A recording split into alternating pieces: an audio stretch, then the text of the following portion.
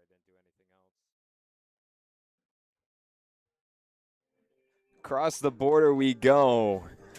Ontario, Canada. Batavia Muckdogs on the road in today's matchup against the Niagara Ironbacks here at George Taylor Field.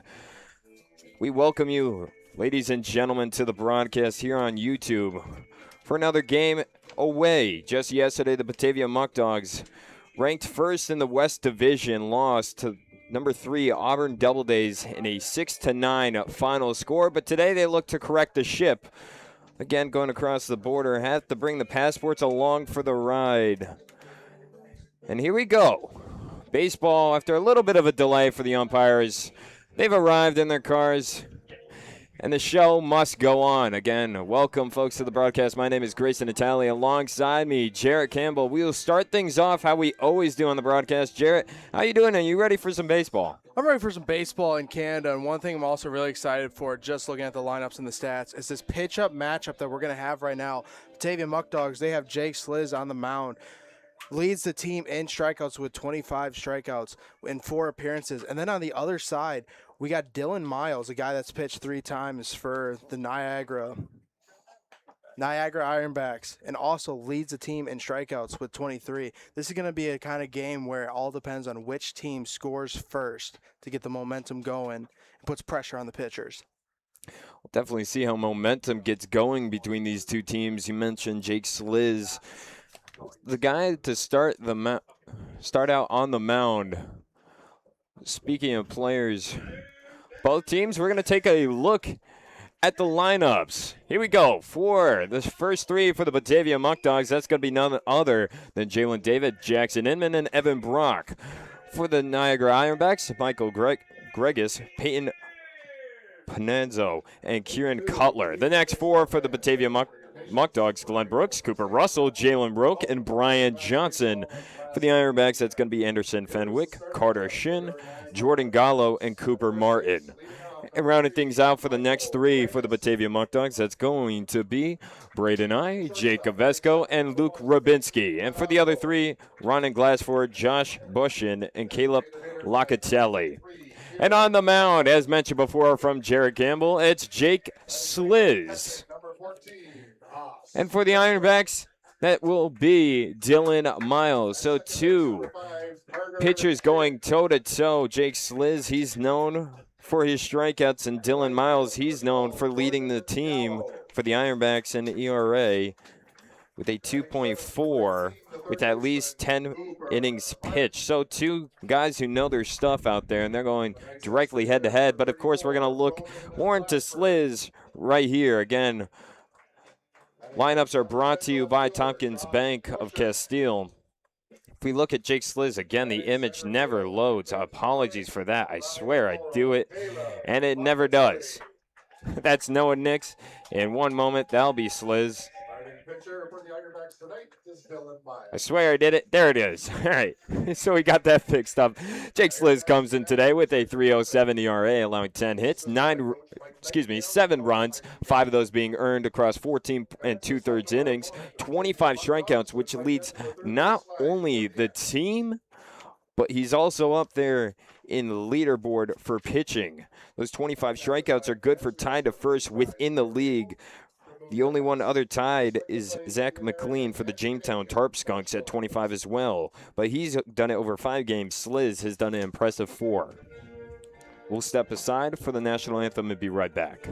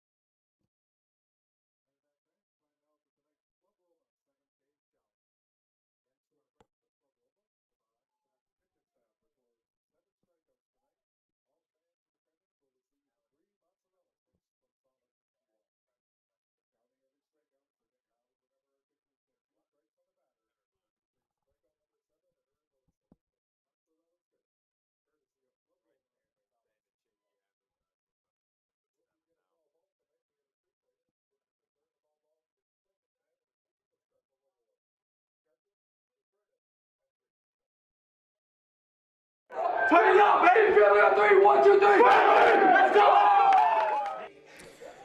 Just like that, we're back from the national anthem, both for the US of A and Canada at the same time as well. But again, we'll go back to the player bio as we're going through. For Jake Sliz, again, solid 3.07 ERA, 10 hits allowed, 7 runs, 5 of those earned across 14 2/3 innings and 25 leading 25 strikeouts, should I say. He attends the College of Alfred State, sophomore year, hometown of Buffalo, New York, so he's not too far from the hometown where he grew up. Left-handed pitcher, standing at 6'5", 185 pounds. Jake Sliz, again, will be out there on the mound. And a little correction from earlier. For the defense for Batavia, I believe I said Cooper Russell, and the image was Cooper Romick. It is Cooper Russell who is coming in as designated hitter. Last-minute change. Jalen David's in the box. We'll quickly go through the Ironbacks defense, though. That's Michael Grigas at first. On the mound, Dylan Miles, catcher. Anderson Fenwick, second base, Carter Shin, third base, Cooper Martin. Over at short for your infield, Peyton Pananzo. For the outfield, left field is going to be Josh Bushin. Center field will be Locatelli, and at right field, Gallo. So the first pitch to Jalen David, strike one as he has that one looking. So again, thank you for joining us on the broadcast after a slight delay from the usual 6:30 start time. Swing and a miss for strike two. Jalen David falls behind on the count. Appreciate you sticking with us through shortened pregame show and just trying to get around through everything as quickly as possible here at George Taylor Field. But the 0-2 pitch to Jalen David, driven to third base. Little light hop to throw to first. In time. Good yoga stretch from the first baseman, Gregus, for the first out for the Ironbacks.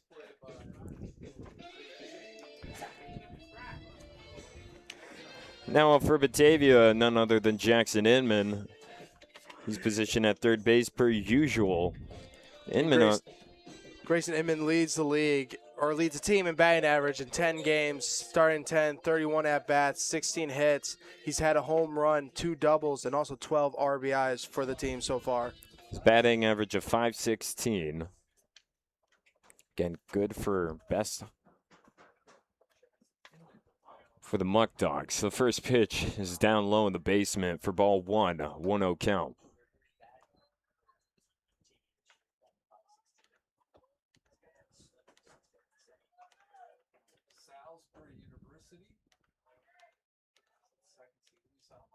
Pitch number 2 on the 1-0. Able to snag it within the frame for strike one. It's now 1-1. Look at Dylan Miles. He's an ERA of 2.40. 2 wins, 1 loss. No saves across 3 appearances, all those 3 starts. Pitch 3 is also good for a strike at the lower end, and now it's 1-2. He's pitched a total of 15 innings, 8 hits allowed, 4 runs, all of those earned. With 23 strikeouts, he's good within the league as well. Look at that in just a second. But the 1-2 pitch, that one can't get the same exact spot as the last 2. It's ball 2. It's now a 2-2 count.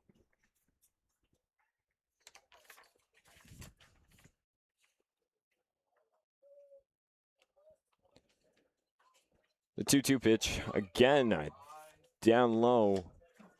Full count now. 3-2.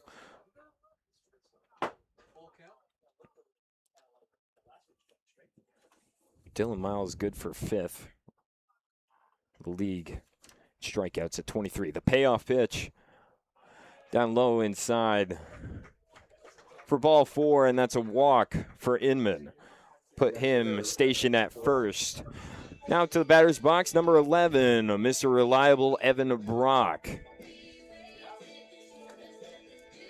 Yep, Grayson with a 4.26 average. He's played in 15 games. He's started in all 15. 47 at-bats, 20 hits, 4 doubles, 3 triples, a home run, and 24 RBIs. That leads the team and RBIs. First pitch. Can't find the zone there. It's a 0-1 count. Whoops. Excuse me, 1-0 count. Had me distracted. That was fun. Little guest star from one of the fans here. The 1-0 pitch. Outside. Ball 2-2-0.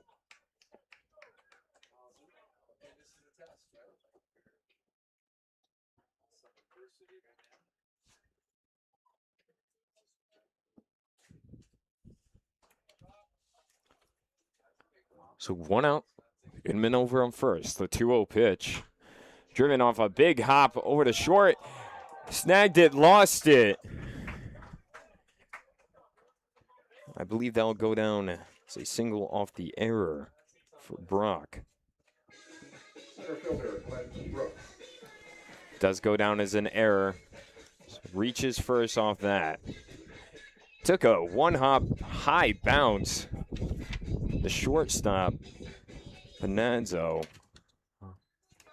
can't reel it in. Inman now reaching second as well. So 2 on, 1 in scoring position for the Muckdogs. Number 20, Glenn Brooks, up to bat, shows bunt, pulls it back. It's outside for ball 1-0. Yep, Grayson, Glenn Brooks has played in every single game. He started in 15. He's got a .385 batting average. With 52 at-bats, he's had 20 hits, 2 doubles, 2 triples, 2 home runs, and 12 RBIs. 2 home runs leads the team for the Muckdogs. That's strike 1, moves the count 1-1.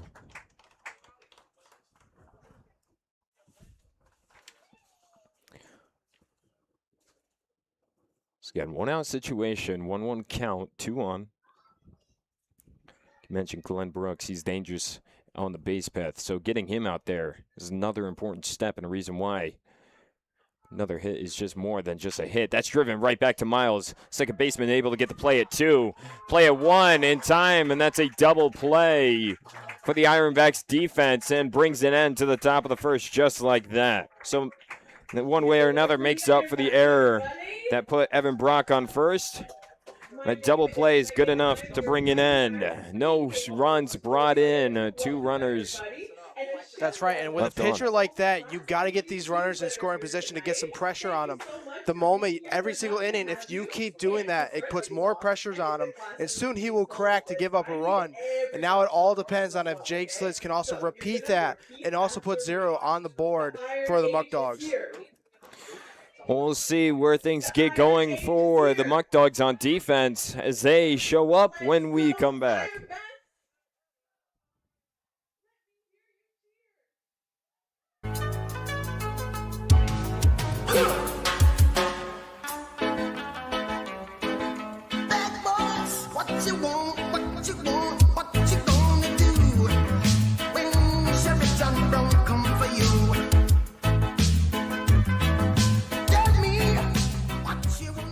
We don't want you to like coming here. We want you to love coming here. Batavia Downs, official sponsor of the Batavia Muckdogs.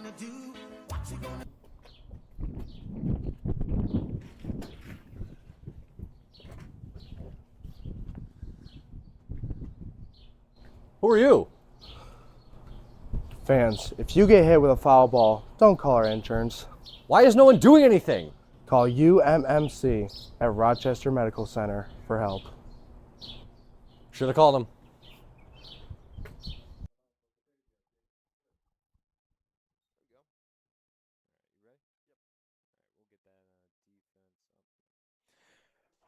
Bottom of the first, here we go. We'll take a look at the Batavia defense. Of course, Jake Slizz is a typo. Quickly correct. 1, 2, 3. It's fixed. Jake Slizz out there on the mound. Rabinski at catcher. Jalen Rokover at first. Braden I second. Jalen David at short and Jackson Inman at third. For your outfield, that's going to be Brian Johnson in left. Glenn Brooks center. Jacob Vesco at right field. So the first pitch from Slizz to the leadoff man for the Ironbacks, Michael Gregus. That's down near the dirt for ball 1, 1-0 count.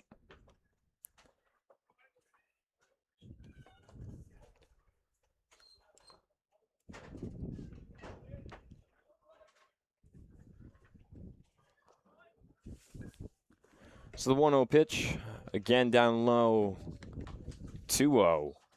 Right now, Gregus has played in 14 games. He's started in 12. He's got a .327 batting average. With 49 at-bats, he's had 16 hits, 3 of them being doubles, 2 triples, and 11 RBIs.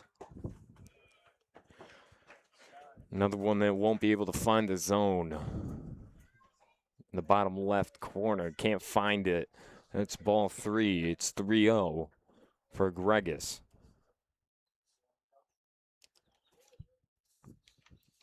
The 3-0 pitch, no green light, and it's strike 1, the 3-1 count.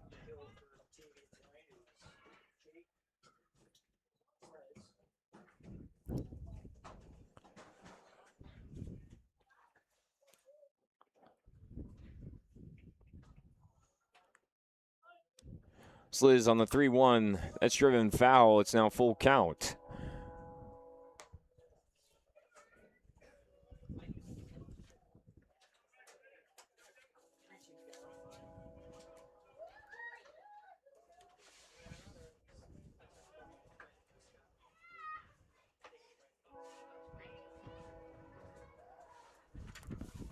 Full count. Up high in the attic for ball 4, and that's a walk for the leadoff man, Gregus.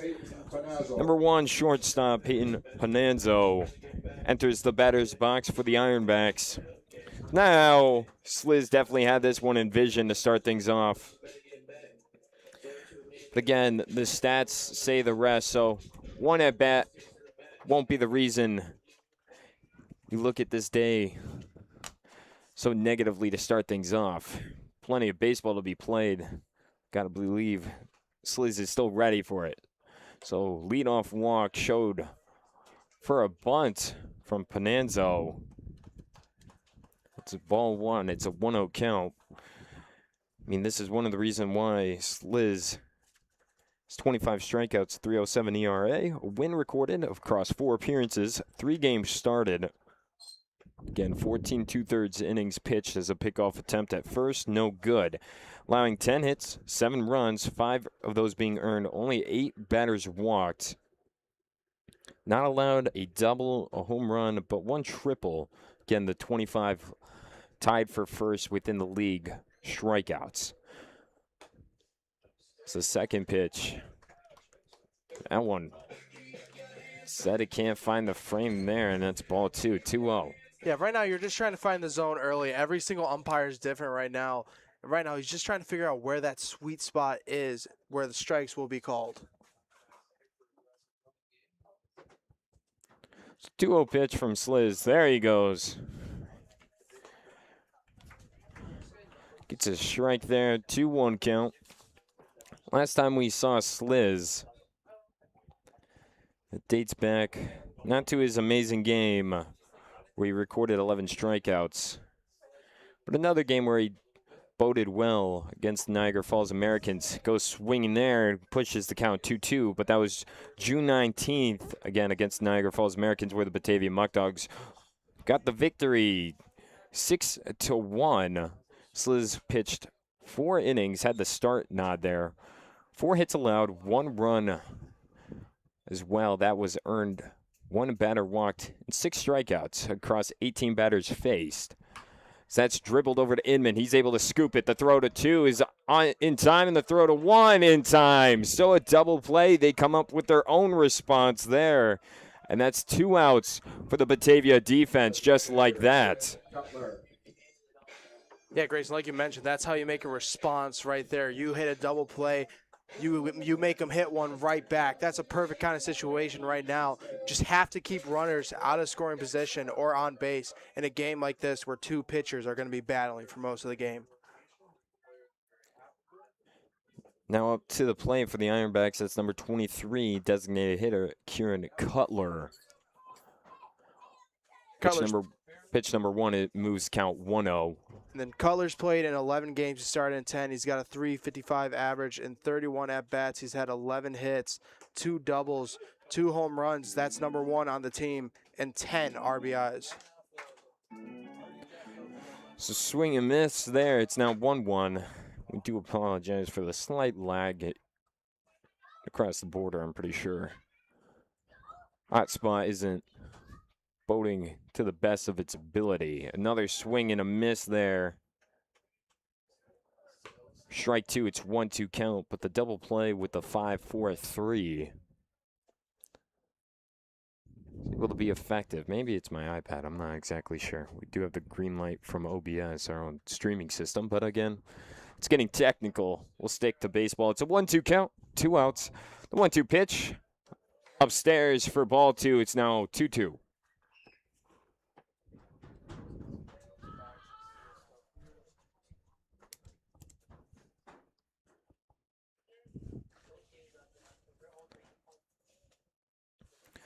Two-two pitch from Sliz.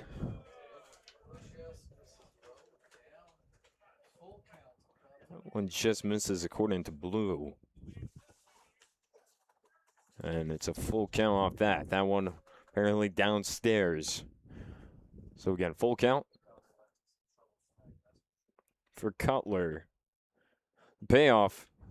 Swing and a miss for strike 3. It's the first strikeout from Sliz, and he does it in style, brings it into the first inning. It's all tied at 0s between the two teams. Heading to the top of the second, leadoff hitter for the Muckdogs is going to be Cooper Russell. We'll come back to see Russell and co. start things off in just a second.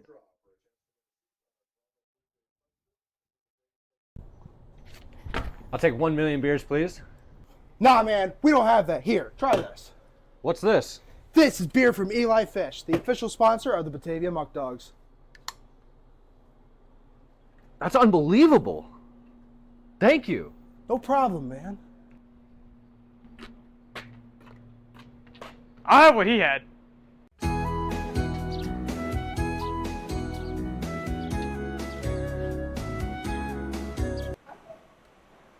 Oh, didn't see you there. Welcome to the YMCA. Let me show you around. They have free weights and machines here at their state-of-the-art gym. They also have open courts here.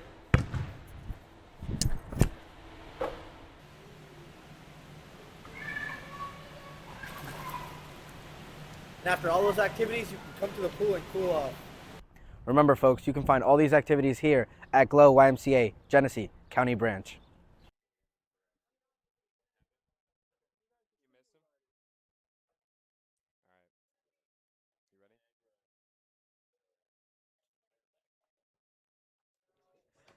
Top of the second, here we go. Again, it's all tied up. Dylan Miles still out there on the mound. Ironback fans, it's time to meet tonight's beer batter. Coming to the plate is number 1. If you look at the standings right now, we'll come to the graphic and at a later point. We'll do that in the middle of these innings. But just looking at the standings, Ironbacks enter 7-9. They've lost 1 past streak, 4 of 6 in the last 10 games. They're 6 games behind first place in the Batavia Muckdogs in the West Division, but the Amsterdam Mohawks within the league at 14-4. Again, leading things off, number 2, Cooper Russell, is designated hitter today. Ball inside for the first pitch. It's a 1-0 count. If we just stay within the division, though, they're ranked 6th. Again, the Muckdogs first. This pitch number 2 goes down as a strike. It's 1-1. Russell right now has played in 7 games. He's started in 5. He's got a .500 average as that pitch is now called strike 2. In 12 at-bats, he's had 6 hits, 2 doubles, and 3 RBIs in the season. So he's up there in the batting average, but of course, smaller sample size. That's driven a big bounce off the mound. The shortstop can't draw it in, and Russell's able to beat it out. So rocketed right back to Miles, and it bounces off the left front of the mound and just rockets straight towards shortstop. And being number 1, Peyton Panenzo. Tried to reel it in, couldn't get it done. I mean, that's even just a hard play for anyone to make. That was hot off the mound. I'm ready. Right, but according to the stats, that's now apparently his 2nd error so far this season. He's had, or this game right now, he's had 2 balls that came at him like very quick, and as we got a swing right there over to the third baseman, Throw at first, called out, but Cooper Russell advances over to second. Jalen Roque was the one in the batter's box, chopped that one down the third baseline. Third baseman from the Ironbacks, Cooper Martin, was able to make the play there to first to get him out on the fielder's choice. So Cooper Russell now standing on 2. 1 out. Up to the batter's box, it's Brian Johnson, number 52, your left fielder for today. Brian Johnson has played in 9 games. He started in 5. He's got a 200 batting average.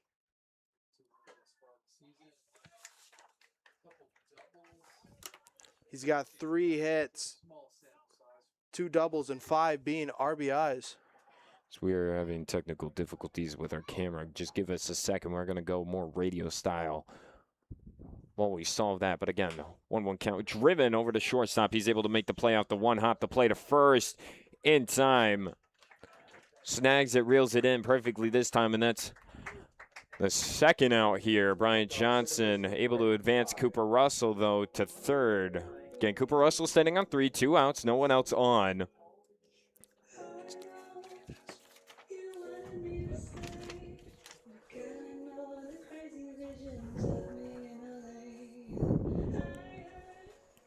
Now to bat, number 17, Braden I, your second baseman for today. Takes strike 1, doesn't move the bat. It's a 1-0 count.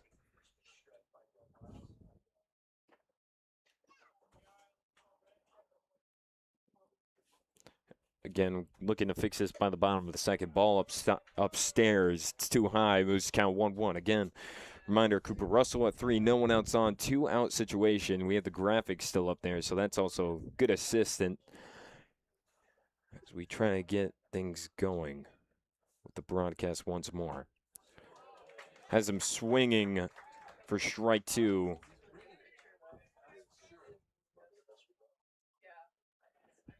It's now 1-2.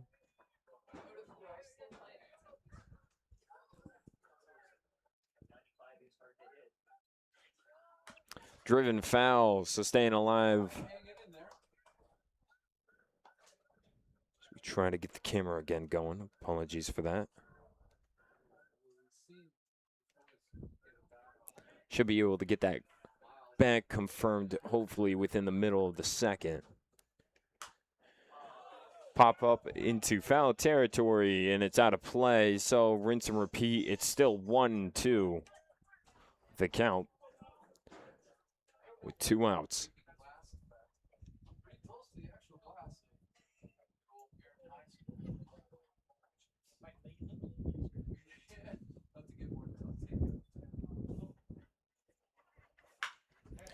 Driven past the second baseman out towards center field, and Russell able to score. Hot one off the bat. Second baseman for the Ironbacks. That's number 5, Carter Shin. Can't make the play on it. That's an RBI single for Braden I.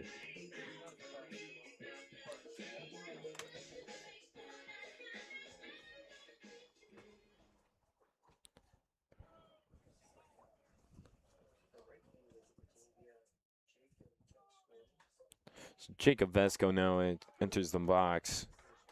His position over right field today. Situation, he takes on 2 outs. 1 runner on. That's Braden I over at first. Pickoff attempt. Over at first, it's no good.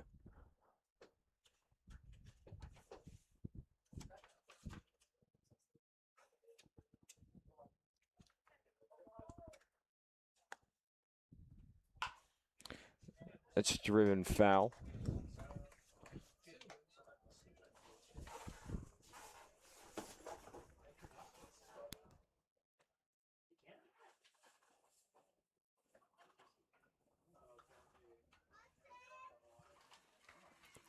It's getting the count. 0-2. 2 outs. We still try to ball low, blocked down by the catcher, so doesn't go wild. It's now 1-2.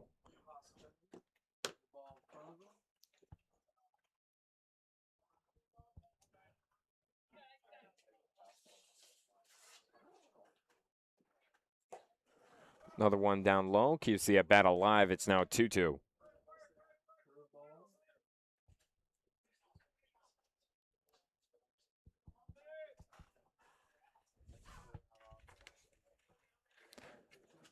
And one runner on over at first. 2-2 count.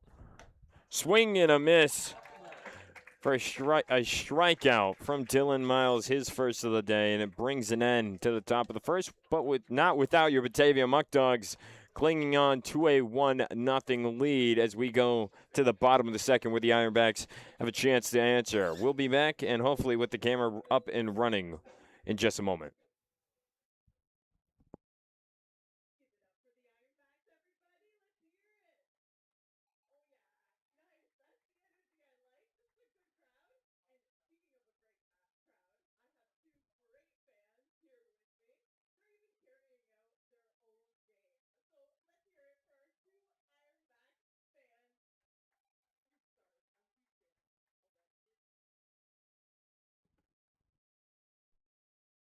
Right here, right?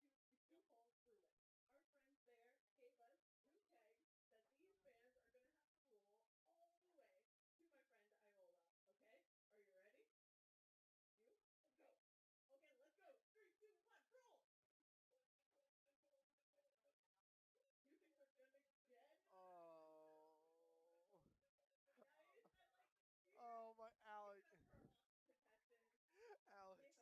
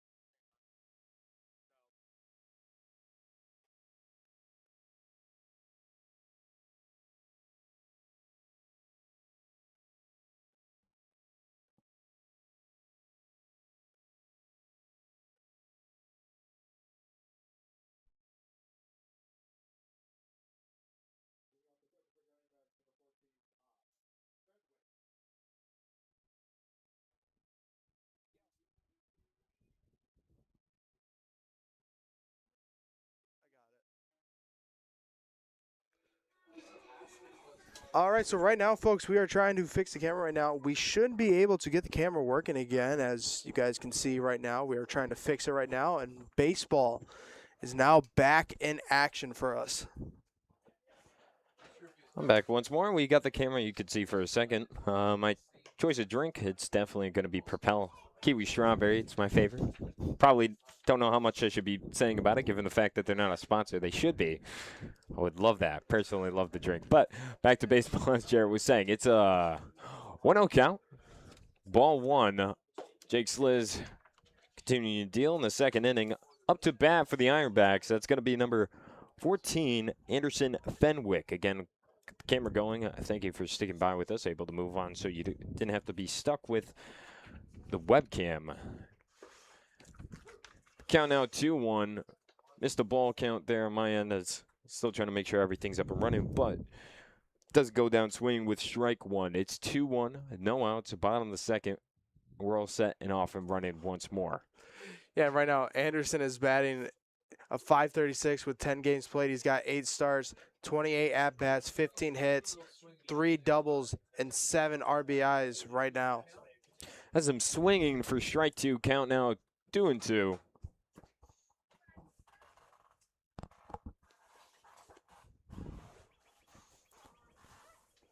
Sliz on the deal.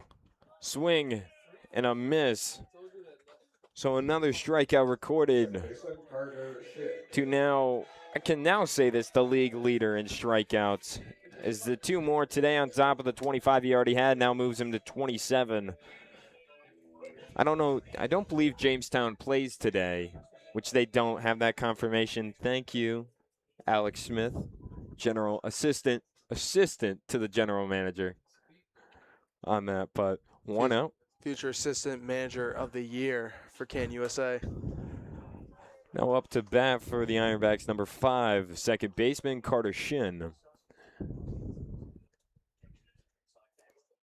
Yeah, Grayson Carson is making his Ironbacks debut right now. He's been injured for the start of the season. Today, he's making his debut. It's driven foul, pushes the count to a 1-1.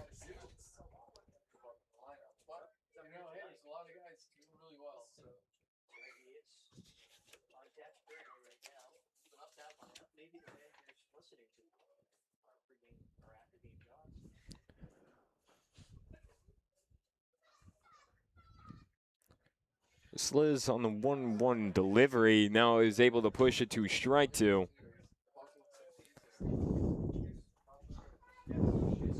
It's now 1-2.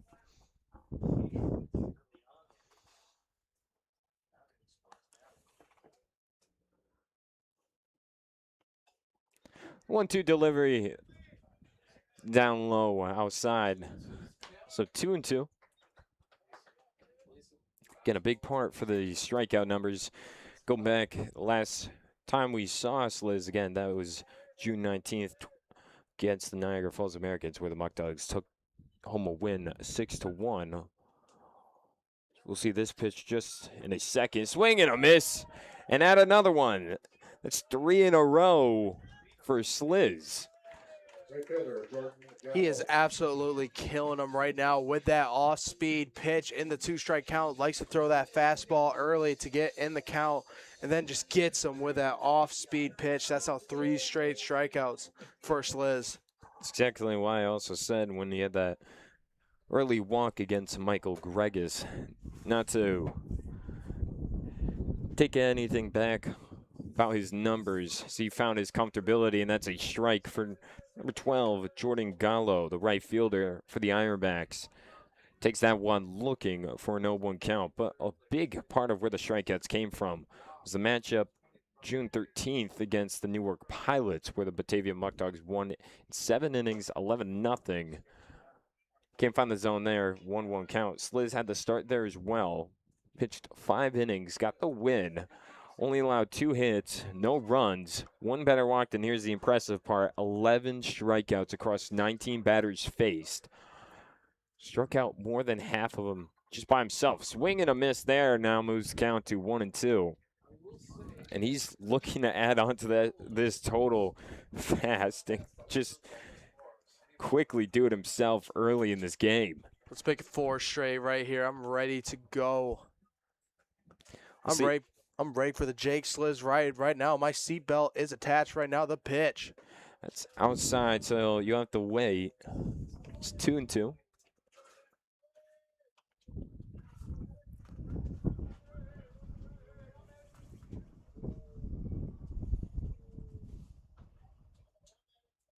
Again, Ironbacks still in search of their first hit. Swing and a miss, and there's the ride you're talking about. It's another strikeout. And quickly, 3 up, 3 down, just like that. Sliz is dealing once again, and everyone's on the ride along for this showing. 1-0 is your score heading to the top of the 3rd. Batavia Muckdogs are back up to bat when we come back.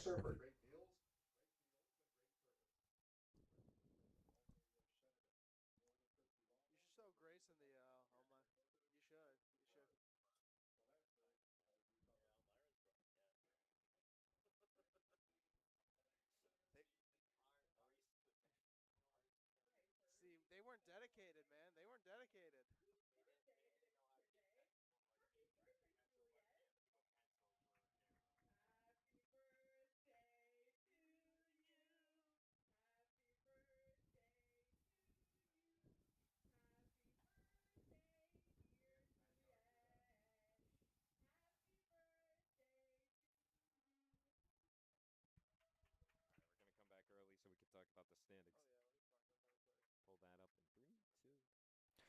Just like that, top of the 3rd is ready to go. But before anything, we'll take a look at the standings. Again, as mentioned before, your Batavia Muckdogs still hold on to first place at a record of 12-4.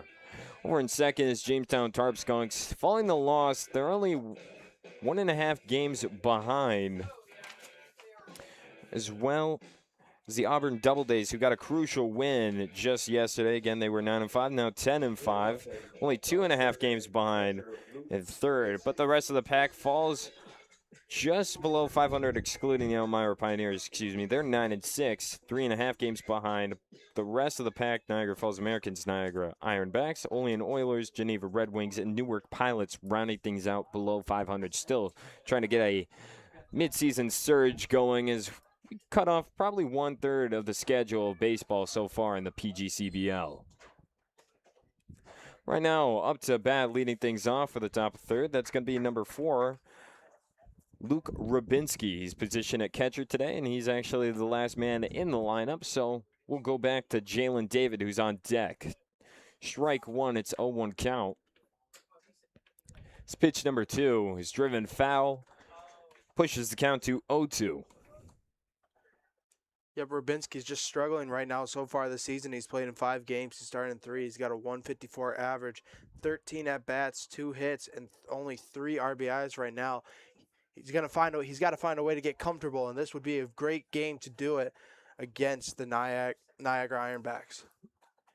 0-2 pitch, that's inside for ball 1. It's 1-2, and a little correction from my standings mentions is the games behind, subtract 1 from each column because those numbers are adjusted to the Amsterdam Mohawks, which in fact the Batavia Muckdogs are 1 game behind them. If you take that into account, then the numbers would be correct, but just for clarification there. So the 1-2 pitch, check swing. Doesn't go. Ball outside. Stays alive the count. 2-2. Rubinski, another chance. So again, repeat it one more time for clarification to not cause any confusion. The standings, in terms of games behind, if Batavia Muckdogs are 1 game behind the Amsterdam Mohawks, all those numbers would be the same. So that's driven off a high hop within the infield right in front of home plate. Second to first in time.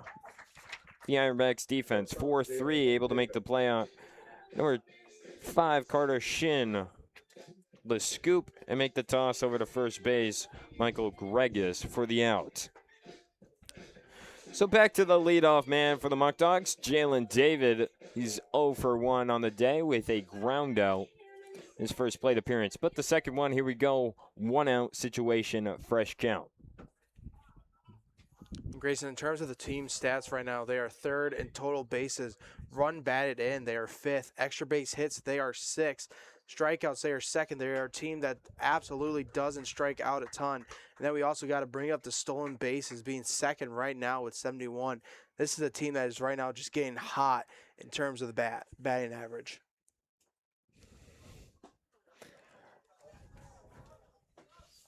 So 2 pitches moves the count 1-1 for Jalen David.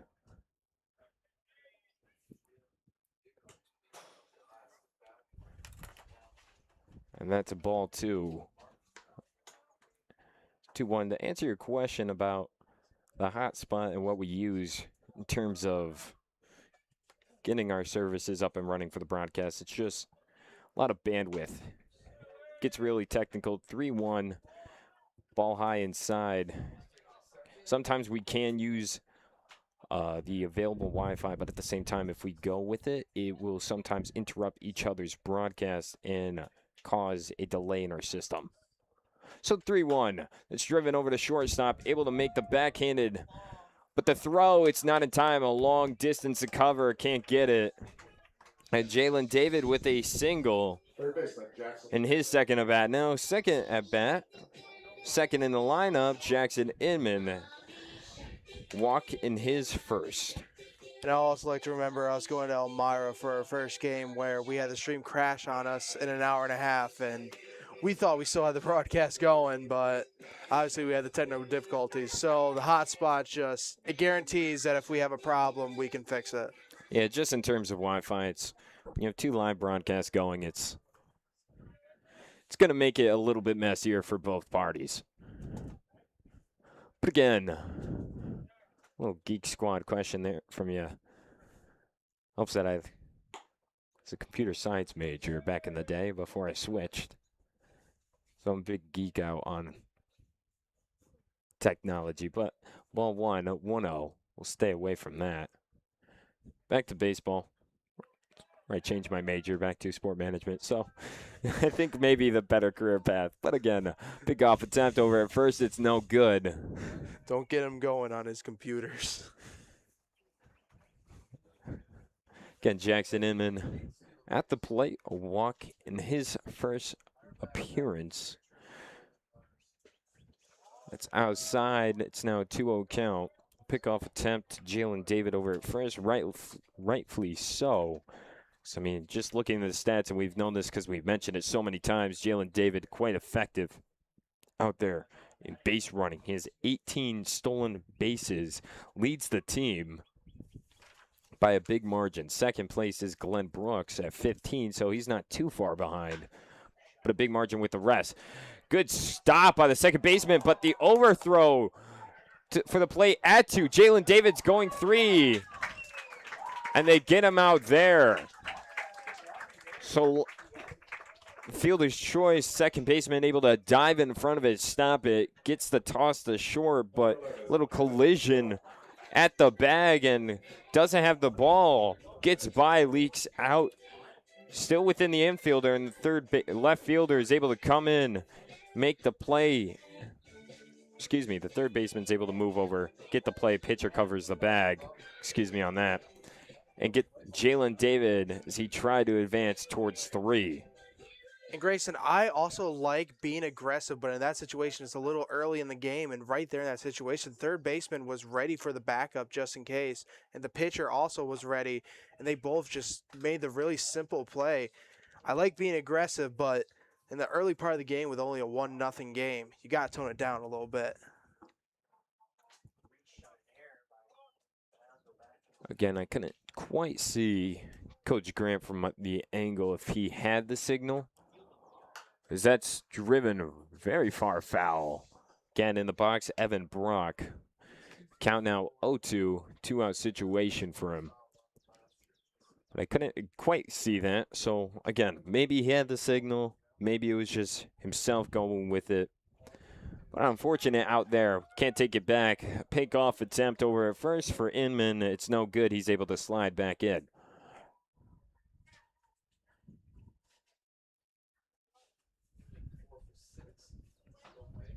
The 0-2 driven right back to Miles. The second baseman has been busy. He's able to slide in front of it, backhanded into his glove, tag it unassisted over at second base for the third and final out of the top of the third. Brings an end. It's still 1-0. The Batavia still hangs on to a lead heading to the bottom of the third, where we come back in just a few seconds.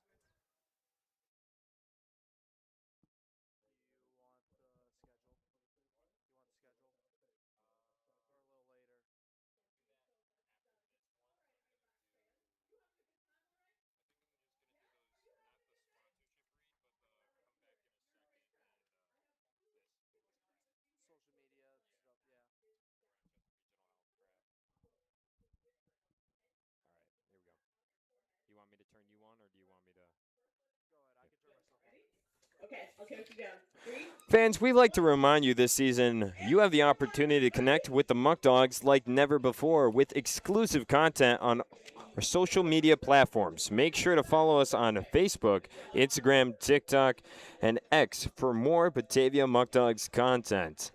At the same time, we'd also like to remind you 2026 season tickets are on sale right now. Come be a part of Muckdogs Mafia. Season tickets have a no-waste policy and start at just $99. Call 585-524-2260 to get your seats today. Final reminder from Rochester Regional Health. Rochester Regional Health is the official healthcare provider for your Batavia Muckdogs. Next time you need medical attention, make sure you visit Rochester Regional Health for all your medical needs.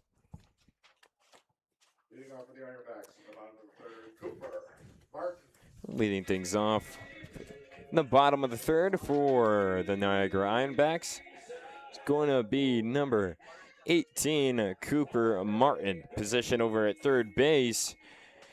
He needs to break the chain that Sliz has going. That's 4 straight strikeouts so far. Pitch number 1 is down near the dirt for ball one, 1-0 count. And Martin has played in 15 games. He's starting 14. He's got a 400 batting average right now. With 50 at-bats, he's got 20 hits and 4 RBIs. Not a double, not a triple. They're all singles. Pitch 2, swing and a miss there. It's strike 1. Moves the count 1-1.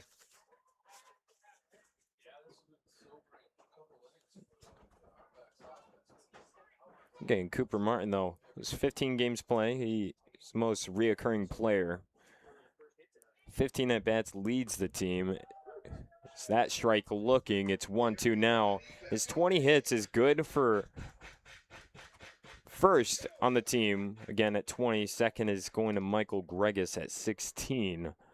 10 runs, that's good for third. Again, like you mentioned, all those being singles. So, quite effective short ball as that's down low for ball 2. 2-2. Bounces off Rubinski's gear and goes flying the other way. 4 RBIs, as you mentioned, 20 total bases. That's also good for second.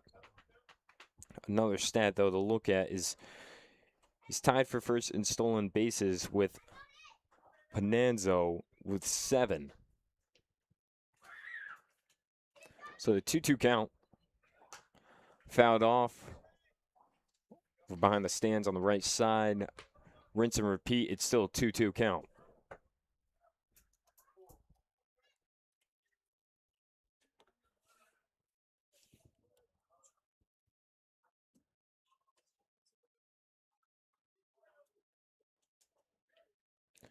Sliz to deal.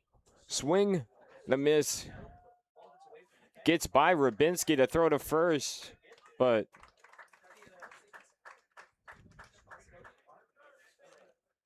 he's able to reach first. He dropped strike 3. And that one, it was outside. Had Martin swinging. And wow, I'm not exactly sure what happened there, but no one reacted immediately to it. I think the only thing you could say about that is just maybe he thought it was 2-strike count, as that is a bunt attempt right there. Rubinski's going to make the play on that one, though, as that is an out. 1 out now, but he advances the runner over to second. Seemed to wake up a little more off that one. Again, like you were saying, I'm not exactly too sure what could have gone through there. Rubinski's, that one reached the backstop before he really turned around with no motion to get there. And Cooper Martin, good awareness to instantly get going and is able to beat out the throw by a good margin. But again, the drop strike 3 and able to steal first off that is Cooper Martin, who's now standing on 2 after Glassford, number 34, the extra hitter for the Ironbacks, laid down a bunt. Got him to advance. Was thrown out over at first. But nonetheless, number 10, Josh Bushin, left fielder, is up to the batter's box. Yeah, I really wonder if they're going to go for a stolen base opportunity here. So when the pop-up happens, you have that tag-up situation. It is early in the game, but it all depends on who wants to be aggressive in that situation. Count now 1-1.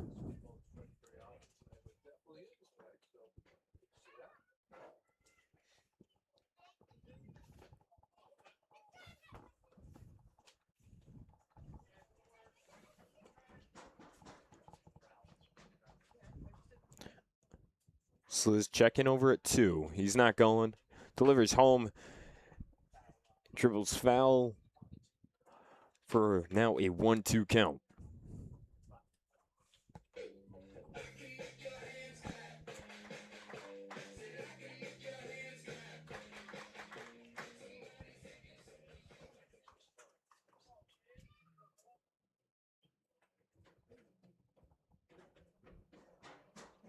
The 1-2 pitch.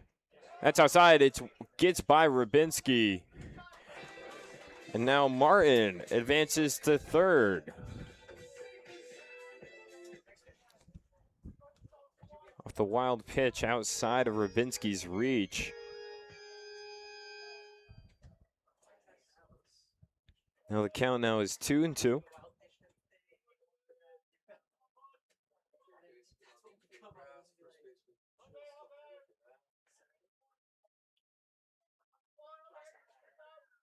Delivery from Sliz. It's ripped over to left center. It gets down in shallow grass. And a base hit from Bush in the first for the team. Brings in the first run. It's all tied up now, 1-1 in the bottom of the third. The Ironbacks able to get a call. They find an answer. That puts Bush in over on first with 1 out. Now up to the batter's box, number 8, the center fielder, Caleb Locatelli. Swing and a miss for pitch number 1. Grayson Sliz needs to get back comfortable, and right now, Locatelli could be the person to do it. He's played in 15 games. He's started in 6. He's got a .53 average right now. 19 at-bats. He's only had 1 hit. So right now, if you could get this batter going and get your momentum back for the start of the order, that'd be a great situation, as that was pretty high. Almost hit the batter right there. Ball 1. It's now 1-1.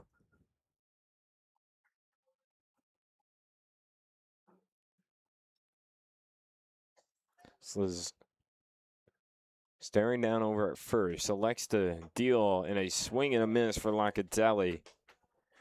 Moves the count to 1-2.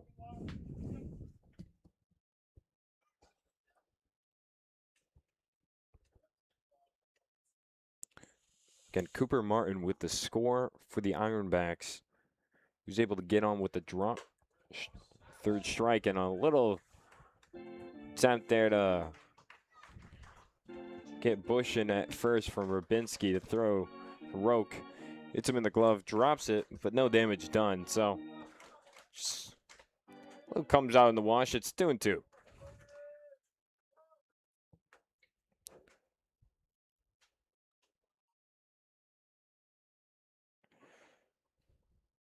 Deal here. And that's one looking. Able to get right back on the base path, should I say, is Sliz with a strikeout looking. We'll see if he can continue that run once more. He had 4 straight. Then a drop. Third strike. Put Cooper Martin on first. Ronan Glassford had the bunt, where he was thrown out at first, but able to advance Martin. Martin able to advance to 3 off the wild pitch. And then Bushin, who now stands on first with the base hit. And the first hit for the Ironbacks brought in Martin for an RBI single. And Locatelli with the strikeout looking now brings up Michael Gregus to the batter's box with an 0-1 count. And a pickoff attempt over at first. Very close, called safe. You can hear the Muckdogs from our end, dugout. They wanted that call. Sliz almost had him. Deals home. Can't find the bottom left corner. It's ball 1. It's 1-1.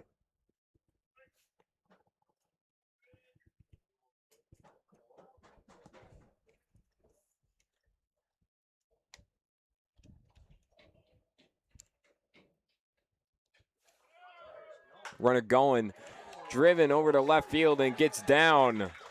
The throw to third, Johnson on the mark. Let's throw to second.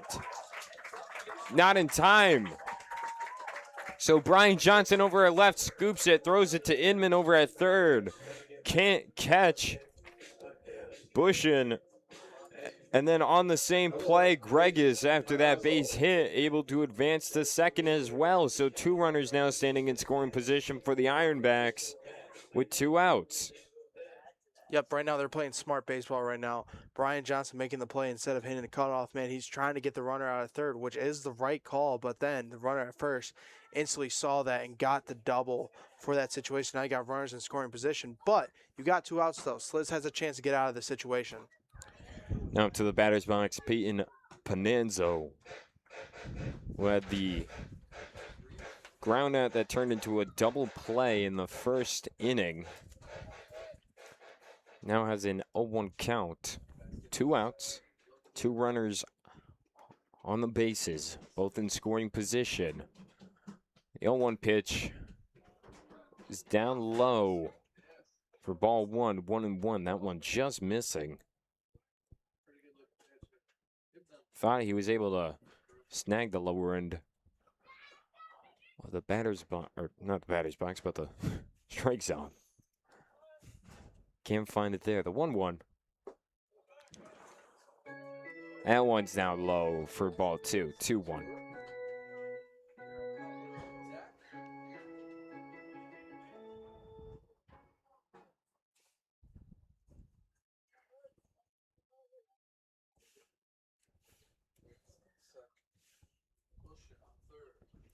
Two one swing and a miss. Wanted that one, couldn't find it. It's now 2-2.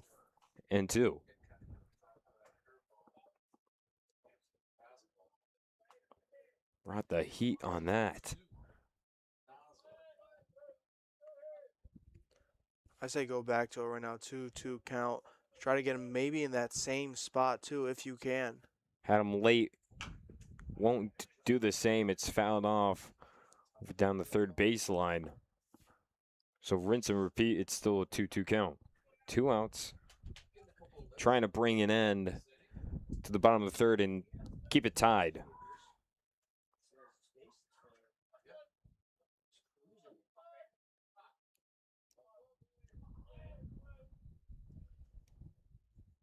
Two delivery.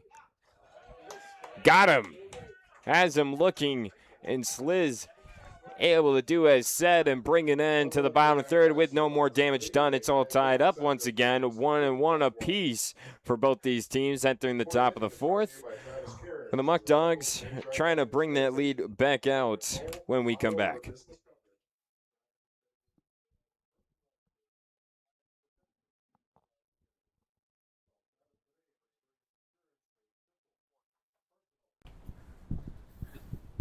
Order for the Batavia Muckdogs. Feeding the pack. Gotta feed the pack. Go dogs. Go dogs.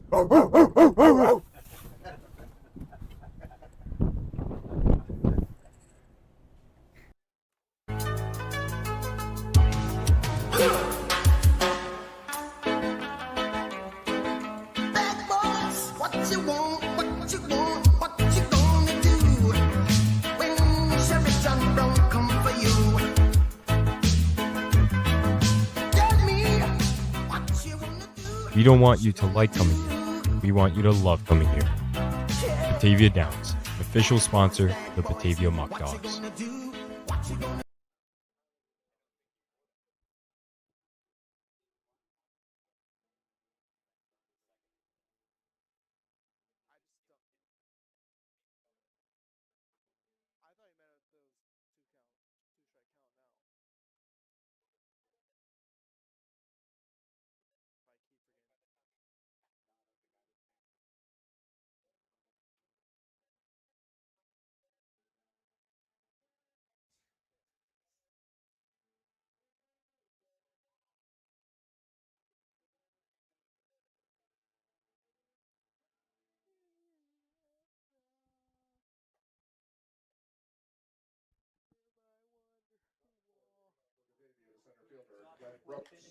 My hand got a little guest celebrity on the screen, being trying to adjust the camera there, but nonetheless, top of the fourth. Here we go. Baseball ready. Batavia Muckdogs leading things off here at the top of the fourth. That's going to be none other than number 20, Glenn Brooks.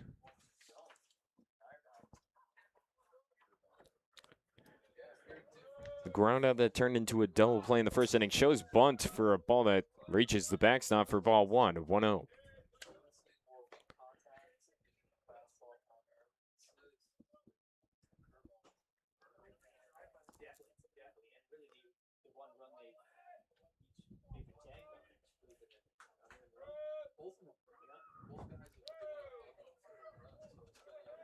That one's down low, moves count to 2-0.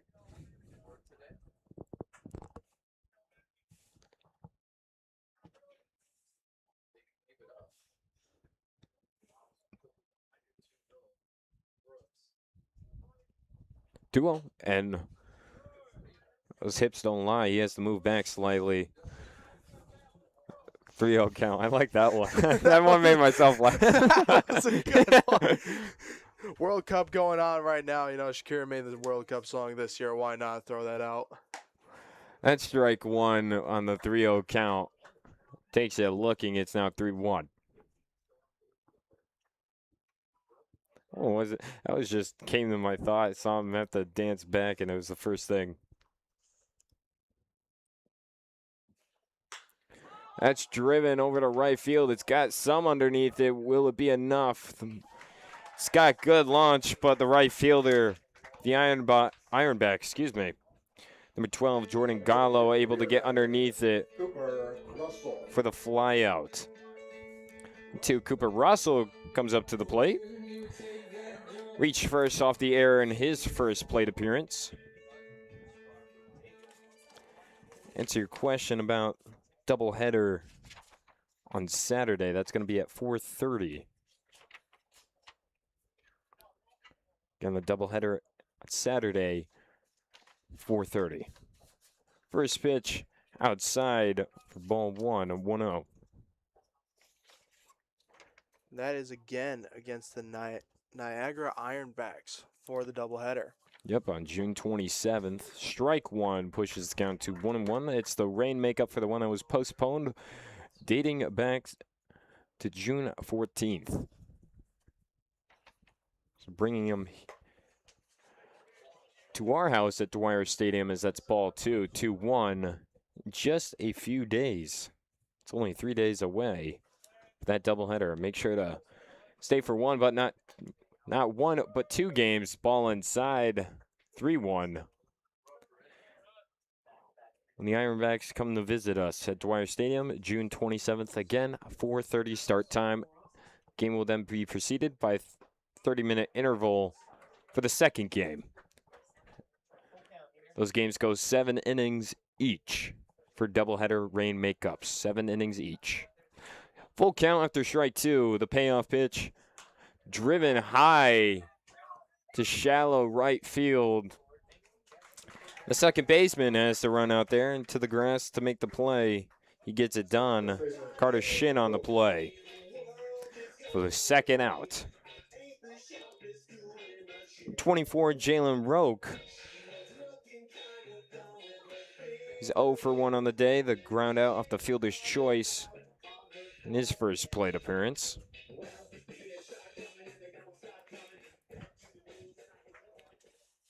He's in for the rotation over at first base today. The first pitch he sees is ball 1. It's down low.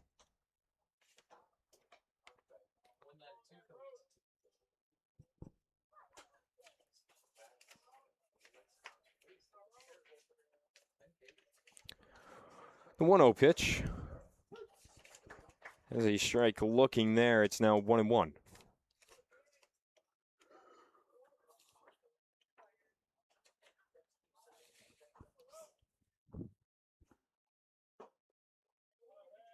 Ball 2.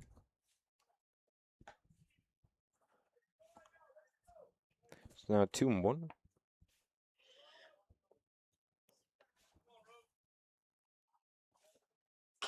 That's one hop over the way to second base. Shortstop on the snag. Can't get in time. So that's the definition of a one-hopper. Makes contact directly. You can see the little divot right in front of home plate off that bounce. Driven high over within the infield grass. All the way to second base where the shortstop makes the snag, but Roque, his tall stature, able to take big strides, beat out the throw, and the throw wasn't on the mark anyways. The first baseman had to jump up to grab it, so he was safe no matter what, but a base hit single for Roque, 2 outs. Ball 1 for now, number 52, Brian Johnson, with a ground out in his first plate appearance.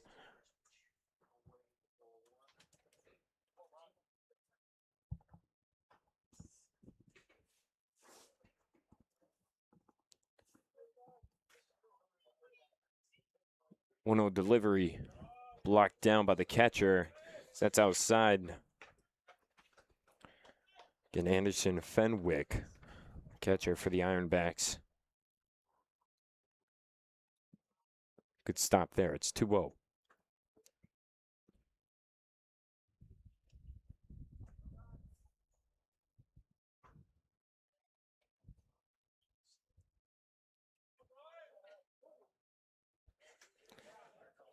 Time called.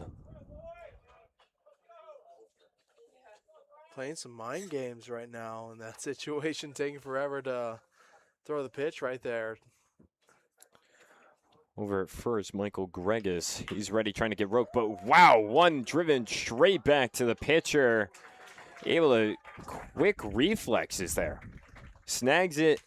Good little jog within the infield grass. Underhand toss to Gregus and brings an end to the top of third. It's top of the fourth, excuse me. It's still 1-1 heading to the bottom. The Iron Dogs. Oh, geez. Ironbacks. Excuse me. Thank you, Jarrett. The Ironbacks will try to answer in just a second when we come back.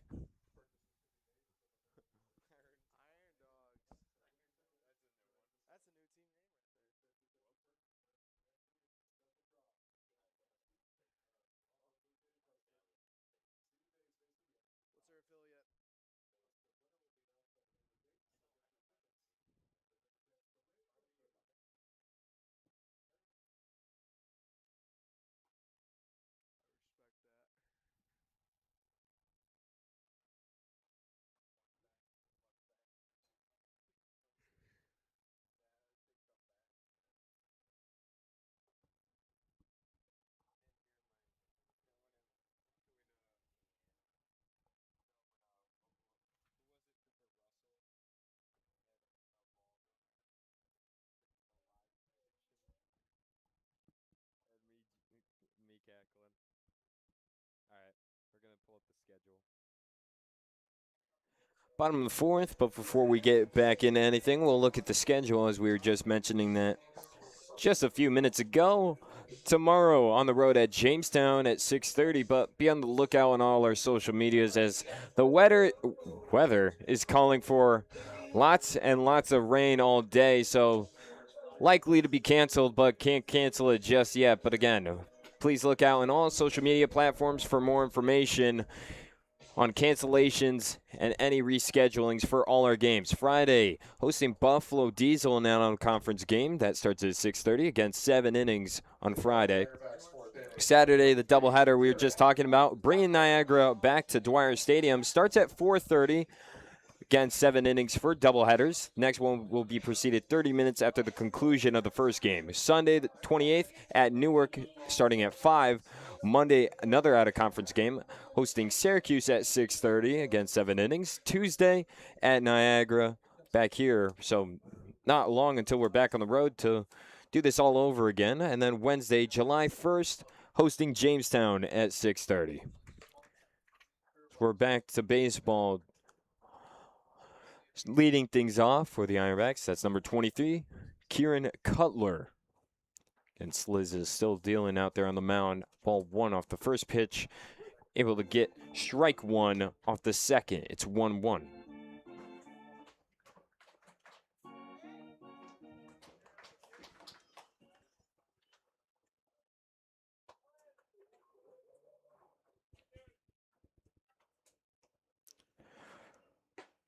One and one pitch inside for ball 2.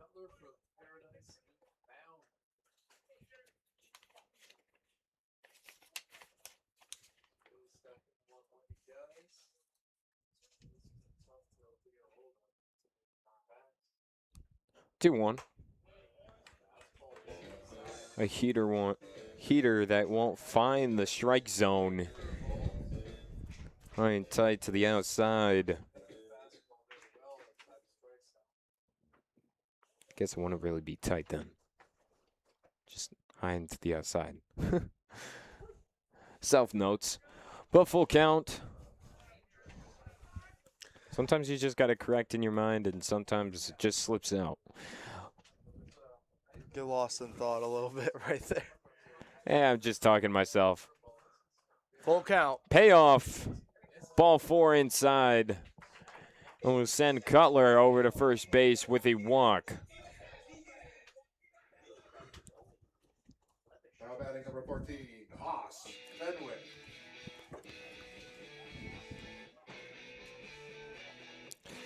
Out to the plate, number 14, Haas Fenwick, the catcher.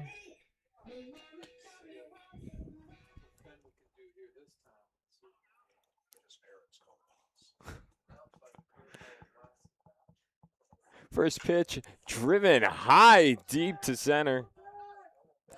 Glenn Brooks calls it all off, and he's able to make the snag. That one ripped off the bat. Thought I had a little more underneath it, but it seemed to die out as it got to the peak of its trajectory. First out posted up after the flyout from Fenwick. Now up number 5, Carter Shin. One of the 4 in tow with back-to-back strikeouts from Sliz. Going across the bottom of the first. In the bottom of the second. Strike 1 for Shin. Again, he was part of that crew with Strikeout Mania. He looks to change that up here. Sliz looks to deal again as a left-handed pitcher, and he always seems to have that leg kick in his motion that really throws off any runner over on first. Almost looks like he's taking a nod and going to deliver. Another swing and a miss.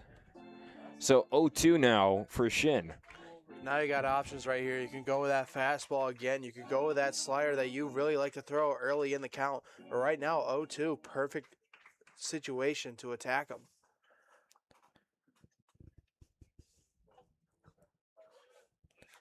Gottler taking a lead over at first. Roque covering the bag. Delivers home. Check swing. He doesn't go. It's ball 1, 1-2. You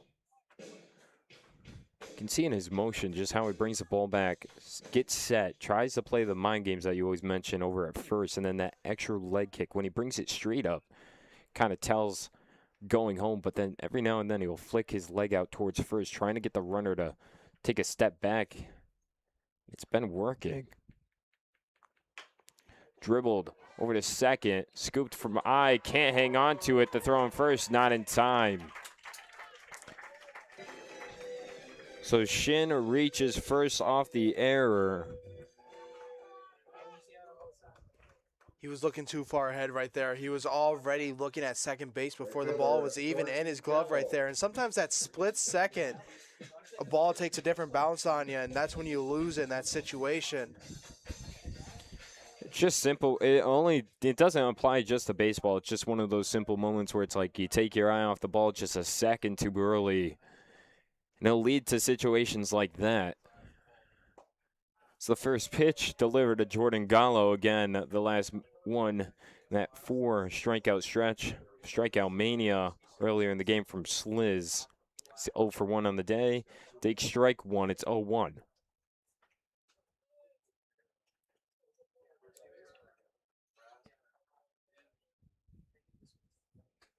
Sliz checking the bases. 1 down low. It's 1-1 now.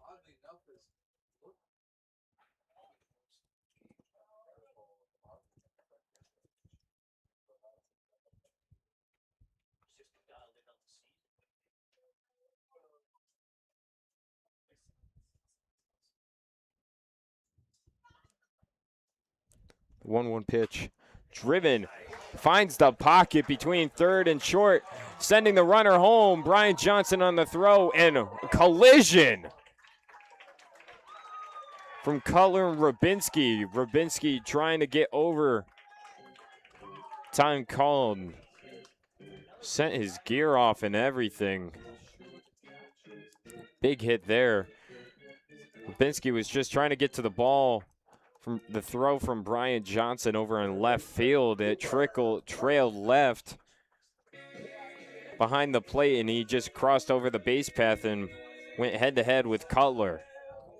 But a base hit from Gallo puts him over on first. Shin now advances to third, runners on the corners. And now Coach Grant is coming out right now We did see some action in the bullpen, some people that were getting warmed up and stuff, but not any of them have thrown yet. So I think we're going to have a quick talk right now, especially with 3-1 situation with one out. They could go bunt here to try to score that runner. They could have the runner at first, try to steal second right now.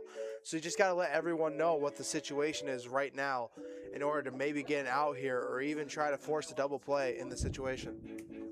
I believe that's Walter Garrett. Or would be correct, Walter Garrett in the bullpen. Right now for the Batavia Muckdogs. Walter Garrett did pitch yesterday against the Auburn Doubledays right now. I want to say he only pitched 4 innings in that game, so he could be available in this situation. My buddy Grayson here is over here fact-checking me just in case.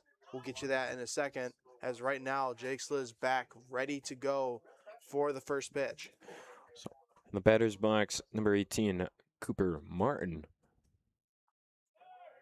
Runner goes to Rubinski to throw. It's cut off by Braden I.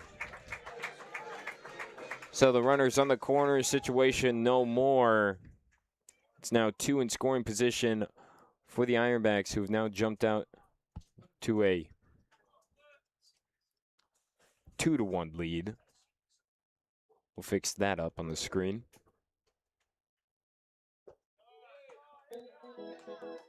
So that's 2 balls, moves the count 2-0.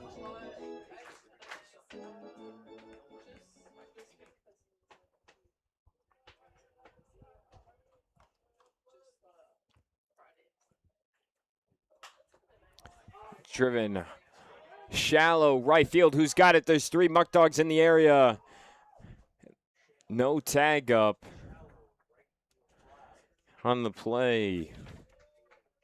Was Jacob Vesco able to get underneath it? Had Jalen Roque and Braden I coming in from the infield. He calls them off. Almost a little too late, though. I had to hesitate a little, but still got the fly out there. So now 2-out situation. Number 34, Ronan Glassford, comes up to the plate with 2 runners in scoring position. Ball 1 outside off the first pitch. You are correct. Walter Garrett did appear yesterday, pitching 1 1/3 innings along 3 hits, 4 runs, all 4 being earned. He was registered the loss as well with 1 batter walk and 1 strikeout across 9 batters faced. High and tight for ball 2. 2-0 count.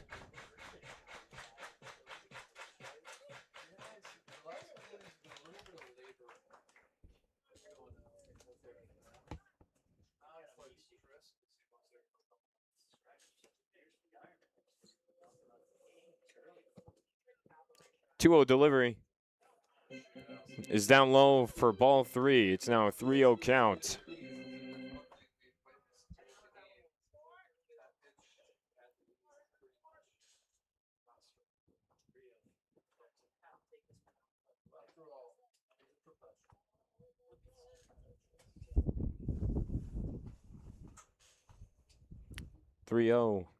Is down near the dirt for ball 4. We'll send Glassford over to first. Center fielder, Brian Thorough, Caleb Locatelli.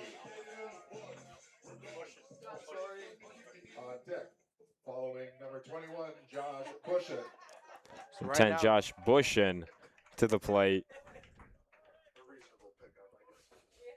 Again, 2 outs. Bases loaded situation. and right there, Garrett kind of gave the wave to pitching coach Grant that he's ready to go, and he's keeping Jake Sliz in this situation for bases loaded with 2 outs. Ball up high, moves the count 1-0. I think Sliz really would like to be able to put an end and do it on his own terms. Wrap up the bottom of the 4th here and just keep the score 2-1. But he's got to get it done. The 1-0 pitch. That one not called strike. It's called ball. It's 2-0. A little tight inside. He's really trying to hit that inside corner right there, and he's just. I thought he did. I thought he did too, but a little short on the pitching square for the umpire. 2-0. There you go. That's one easy way to correct it, is bring some heat and just put it right down over the center. One towards the lower end, but still a strike nonetheless. 2-1.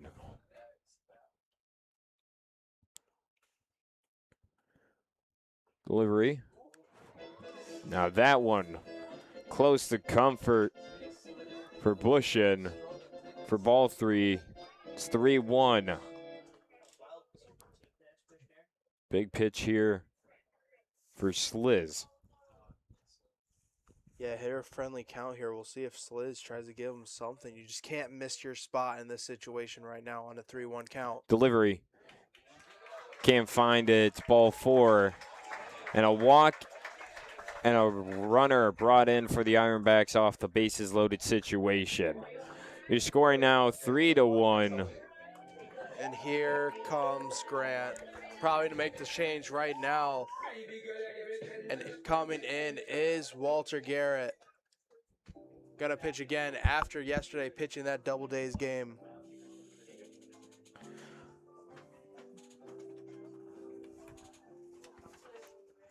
Again, the train off Sliz's day will come to an end. Take a quick look at what he retires the day with. Definitely didn't have it going the way he wanted to end it, at least. With back-to-back walks, that pushed the score again 3-1. Bases loaded situation for Walter Garrett to inherit with 2 outs. Again, we'll look at the stats in just a second when we get that pulled up. So Sliz on the day ends his day pitching 3 2/3 inning, 3 hits allowed, 3 runs, one of which being earned, 4 batters walked, 7 strikeouts, 2 of those being looking across 19 batters faced. So not a good outing for him in terms of strikeouts, 7s. 4 batters walked, 2 of those came with the last 2. It's definitely just his groove towards the end. Didn't go how he wanted it. And the 3 runs earned is definitely not a number he would like to see on the scorecard, but nonetheless, a situation that the Muckdogs can get out of. Plenty of baseball left. We're only at the bottom of the 4th, and Walter Garrett, he comes back in after we just saw him only less than 24 hours ago. It all kind of depends on what situation the Batavia Muckdogs do. Usually, and especially in that winning streak, they were able to get out of those 2-out situations very quickly. But in that start of the season, they would always get those outs quickly. And then in that second out, they just could not get that 3rd out. So the question is, what team are you going to be? Are you going to be that team at the start, or are you going to be that team in the winning streak right now to get out of this situation with only being down 2? And we've seen the bats hit well, especially in these later parts of these games and the late part of the season right now in terms of after their winning streak. So we'll see what they can do right now. Thank you, Jenny Chandler. He does retire the day with 84 pitches. So thank you for that confirmation. Much appreciated. Went playing to my thoughts on, it's a long day on the mound, 84 pitches towards the end. Most likely a case just being able to get tired. Those back-to-back walks. Could see Sliz, as much as he did put up a good day, wasn't happy with the end results. Nonetheless, we move on. Walter Garrett takes on the mound again. It's been less than 24 hours since we've seen him. 2 outs, bases loaded situation to which he inherits in the bottom of the 4th. First pitch to number 8, Caleb Locatelli, who had a strikeout looking in his first plate appearance. His ball 1, it's 1-0.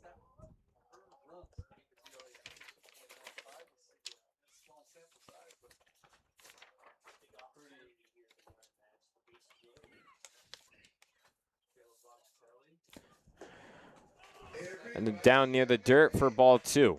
Walter Garrett right now has had a 1-1 record. He's had 5 appearances. In 6.2 innings, he's had 10 hits, 18 runs, 17 of them being earned, 13 walks, and 7 strikeouts right now for the Muckdogs. So he's got to get out of this situation right now. He's not starting strong with this 2-0 count. And that one can't find the zone, just missing.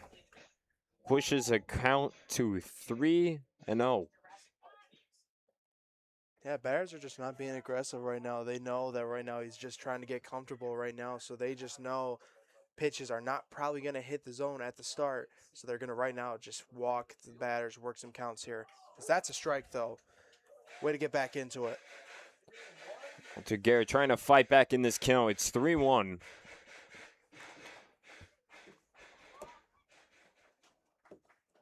The score right now is also 3-1 to the Ironbacks' favor with bases loaded. Delivery from Garrett. Sent to right field. And Vesco able to get underneath it for the snag. Brings it in to the bottom of the fourth without any more damage caused. It's 3-1. The Ironbacks take the lead heading to the top of the fourth, and the Batavia Muckdogs, they're going to have to come up with a response in the nearing innings. We'll see when we come back.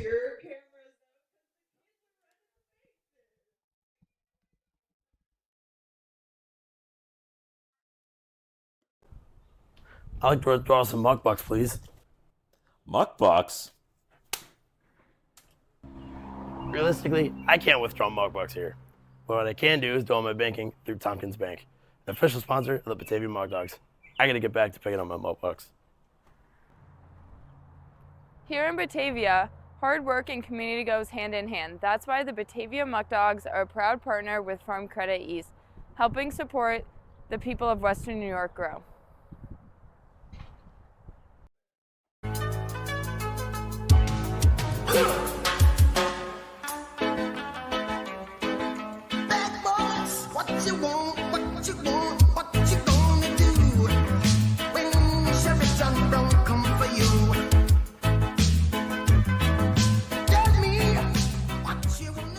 We don't want you to like coming here.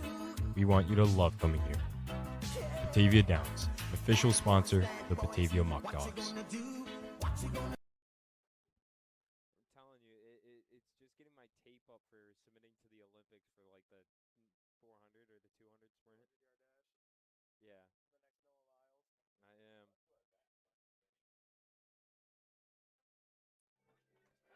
am. Top of the fifth. We're ready. We're in the booth. The Muckdogs, they're down 3-1. Of course, Dylan Miles, he's still out there. Starting things off for the Muckdogs, it's going to be number 17, Braden I. As I missed a few names in my scorecard. That's why I hesitated. Nonetheless, Braden I will be the leadoff man at the top of the fifth.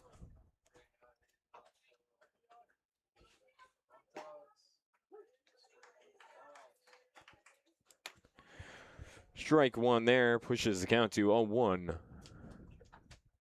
Muckdogs again just looking to get a rally going. That's driven to left field. Left fielder for the Ironbacks is able to get underneath it on that. Josh Bushin. So one out. The fly out from Braden I. Number 99, Jacob Vesco. Number 99, Jacob Vesco. Enters the batter's box. For the second time, a strikeout. His first plate appearance.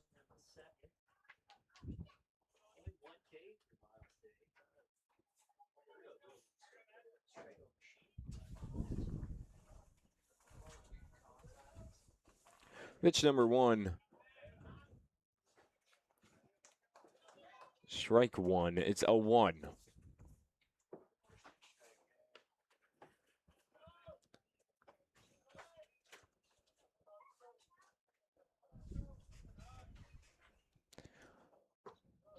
It's down low. For ball one, it's 1-1.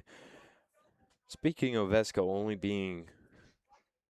only strikeout that Dylan Miles has today. So two different scripts.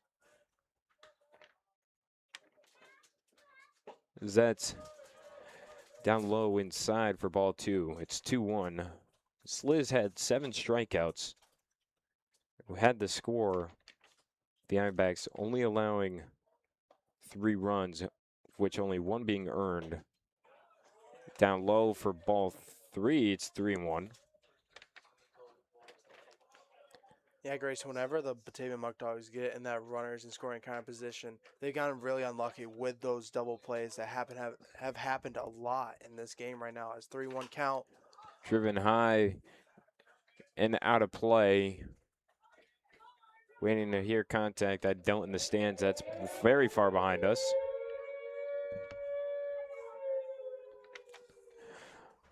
So the foul pushes the count to full. I don't know if you guys Just heard like that, you were saying, read my mind for Dylan Miles. Only 1 strikeout, but able to get it done with the rest of his defense. I don't know if you guys heard that siren, but it definitely reminded me of the Elmira Pioneers game. If you know, you know. And that's ball 4.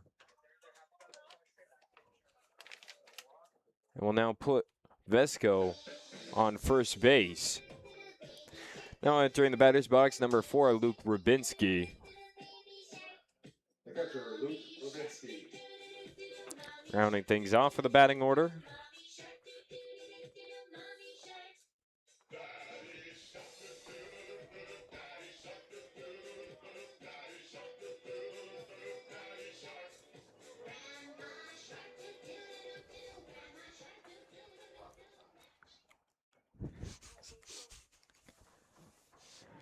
All right, so here we go. Kids absolutely love that song.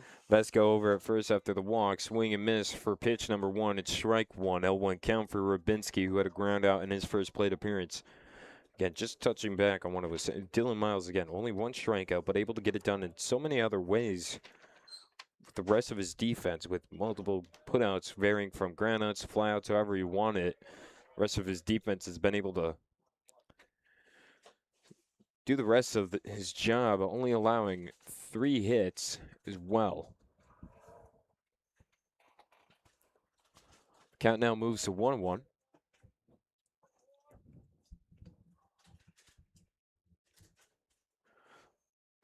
Driven to shallow left, just out of the reach of the shortstop. Number 1, Peyton Pananzo.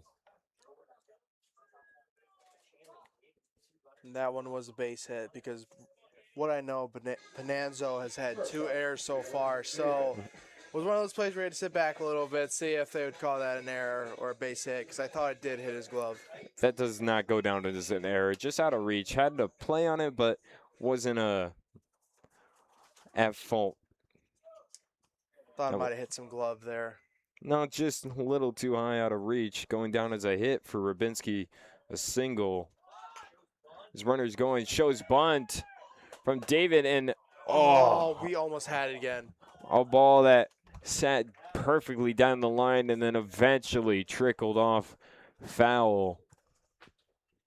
Good awareness there from Dylan Miles to just stand over and hope that that one went into foul territory for his sake, and it does for strike 1, 0-1 count. Now they're ready for it. I'm really wondering now if he goes for the bunt option again in this situation to maybe hopefully advance some runners, because he's also got the wheels. He could beat the runner at first. Wouldn't be surprised. Again, 1-out situation. Showed bunt the first time, caught everyone off guard. See if he does it again. There's a man that would do it. It would definitely be Jalen David. Doesn't.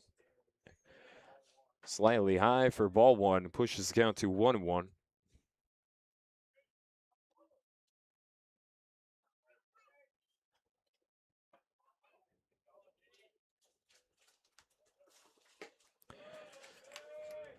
Down low for ball 2. 2-1. In terms of base running for the Muckdogs. Runs scored, they ranked 5th, 134 out of the league. Total bases, 205. It's good for 3rd. So that's dribbled down the 3rd baseline, goes foul. Strike 2, 2-2. Stolen bases, here's the metric that really matters. They rank 2nd, 71. The only team that does it better than them is the Jamestown Tarp Skunks at 92. But they've only been also caught stealing 8 times as well. ranking towards the lower half of the conference in that metric. 2-2 count. High and behind us for foul ball, so rinse and repeat. It's still 2-2.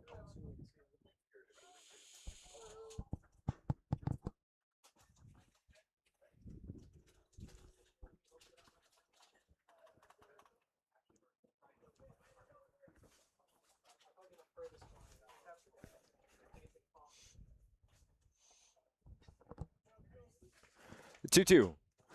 Driven over to right, and it's fouls again. So 1, 2, 3. I can count that on my hand. It's 3 straight foul balls. Right now, we just keep going in this at bat. 2-2 count for Jalen David. I mean, it's not like it's the first time David has done this. We've seen this on multiple occurrences where his at-bats last far longer than normal amount of pitches it should take. That's driven on a hard liner to left field. It gets down shallow grass, and bases loaded for the Muckdogs. So a one-out single for David. Again, loads the bases, and number 2, Jackson Inman, is now up to bat. A walk, reached first off a fielder's choice in his second plate appearance, and his third one, a big one right here. Bases loaded as they meet at the mound. Dunking with Dylan Miles again, only recording 1 strikeout in the game so far, and it's the third go-around in the carousel for the batting order for the Muckdogs right now. There also has been no action so far in the bullpen unless a change and somebody is warming up right now. Sending over number 24, Nick Hayes, a right-handed pitcher. So he gets sent over there. Again, like you mentioned, no one was actively warming up, so it will still be Dylan Miles. Nice little pep talk maybe to think things over with this kind of situation. Probably look in the future. I think Dylan Miles will probably get like 3 more at-bats, I'm assuming, if he walks batters or gives up some base hits. So Vesco over at third, Rubinski at 2, Jalen David at 1. First pitch seen by Inman as he watches it go by for strike 1.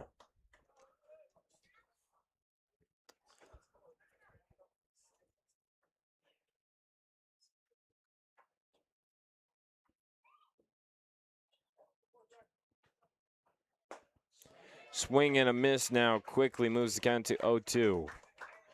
How is the border security, honestly? Not bad. I mean, I took a separate car, not on the bus, so I want to know the team bus situation for getting across into Canada. But for us, simple as it can be.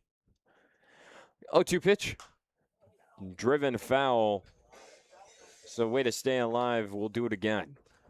Only issue was that I got to ask some questions, though. Got the middle name, too. I wasn't even expecting that one. Yeah, Thomas. Hey, man, that's government information right there. All right, the 0-2 count. Delivery. Dribbled foul again.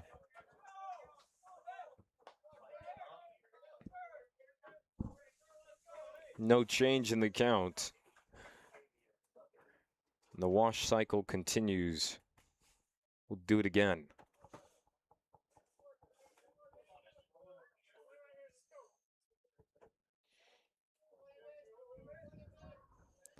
Delivery.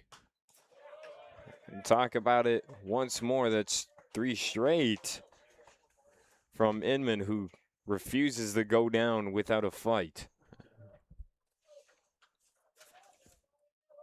Good time here to also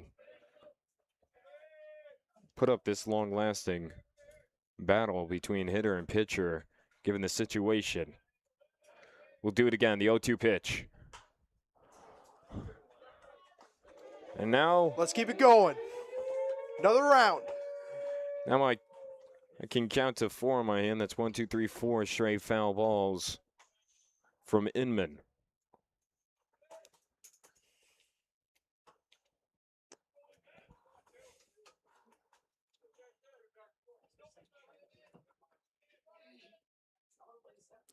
Delivery.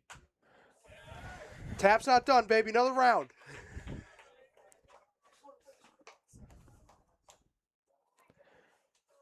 5 straight.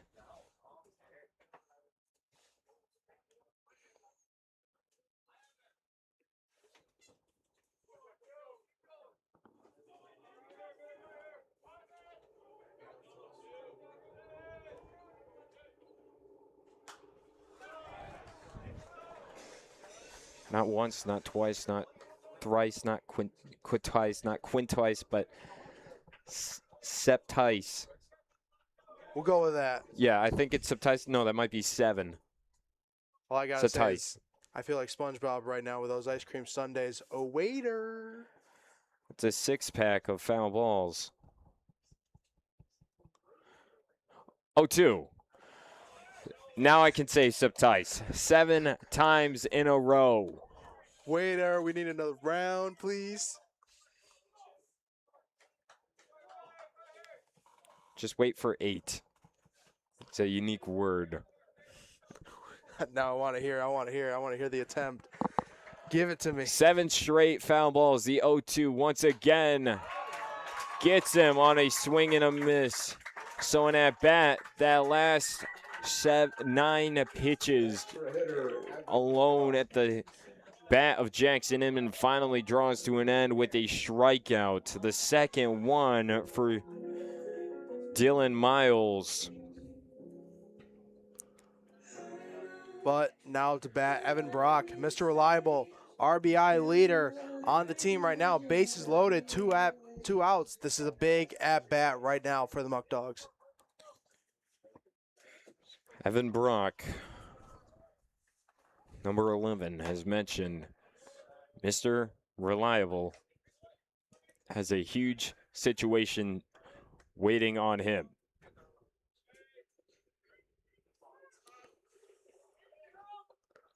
1-0 count, falling ball 1.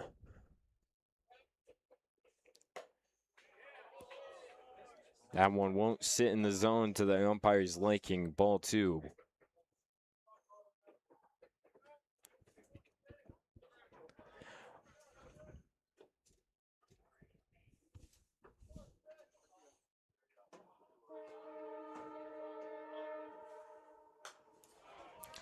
Foul off.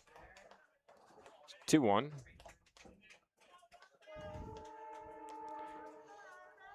do believe you're correct. I do believe that is the Yankee strikeout whistle. I don't know. I'm a Guardians fan. What? I'm a Guardians fan. I want to know. I'm a Red Sox fan, so I know to some degree. Dribbled back to Miles, gets over him in the play at 2. No! It's over in the foul territory. That's 1 brought in. That's 2 brought in. And Evan Brock advances to second. Hold on. Wow, he had the play at second right there. Could have had a really close play at second. Also had a really close play at first. That's what I'm more shocked at was the play at 2. I thought they had it. And the second baseman from the Ironbacks, number 5, Carter Shin, can't draw it in. Fumbled with it, elected, just gave it to the shortstop. Couldn't get the play at 2 in time because of the little fumble there. Pananzo then lasers it over to first, but it's off the mark, goes by. And runners able to advance. Now, Evan Brock now stands on 2. 2 runners brought in. That's a swing and a miss for number 20, Glenn Brooks. So, wow. That's why I didn't really seem to be jumping out of my seat, is I thought they had the out there at 2, and a little fumble here, a little fumble there. Just like that, it's tied up 3 apiece between these 2 teams on the top of the 5th. Pitch number 2 is strike 2 for Glenn Brooks. And that was also another registered error for the Ironbacks, so that's now the 3rd of the game so far. So Evan Brock reaches first off the error, then advances to second. Vesco and Rabinski able to score. Ball outside, 1-2. David now stands at 3rd. It's just simple plays like that, even though wasn't at the hands of the Muckdogs really, but the fault of the Ironbacks. It's plays like that that will get you back in the game. Driven foul. Let's get it going again. Let's get it going again. I want to see if we can get to 8. I want to hear the attempt.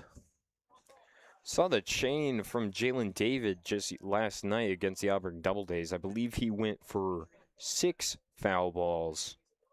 Now we just saw 7 from Inman. Swing and a miss for strike 3. Brings an end to the top of the 5th. Not without some dismay from Dylan Miles, who's upset that inning got away from him. It's 2 runs score for the Muckdogs. 2 runners left on. And it's all tied up at 3 apiece between these two teams. Bottom of the 5th, where Walter Garrett most likely take the mound again, as there he is. So he will take the mound again as we come back in just a second for more baseball.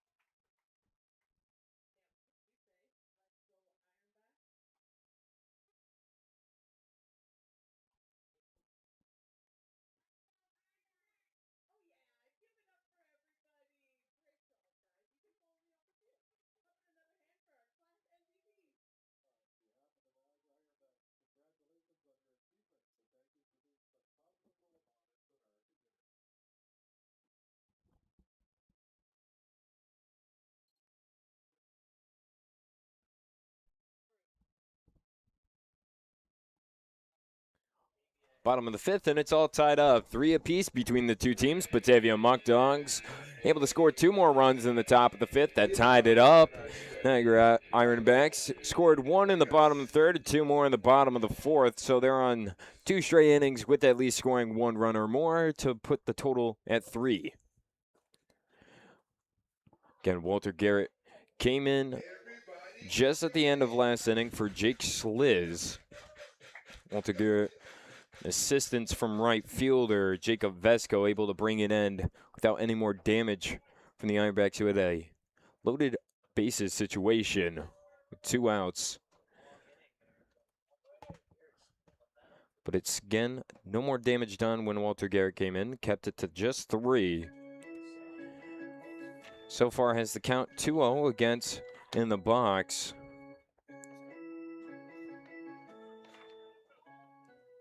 Number 3, Michael Gregus.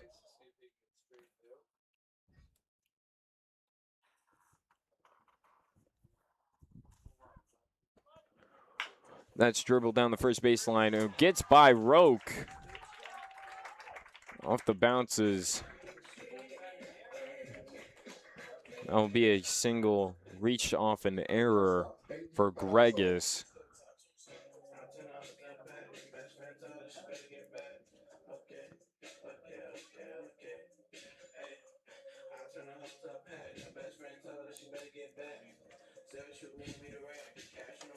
But now up to bat, number 1, Peyton Panazzo.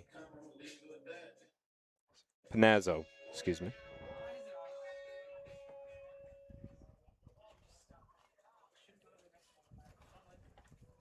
First plate appearance, a ground out that turned into a double play and a strikeout looking. to Garrett. Again, another left-handed pitcher. Shows bunt there, able to pull it back in time. It's ball 1-0.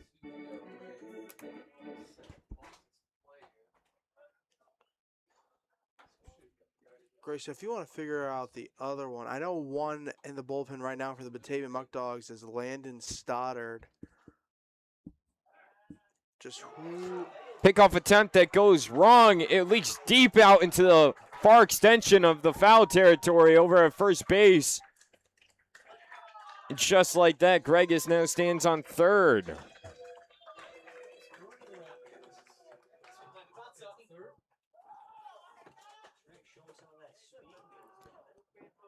That play quickly turns.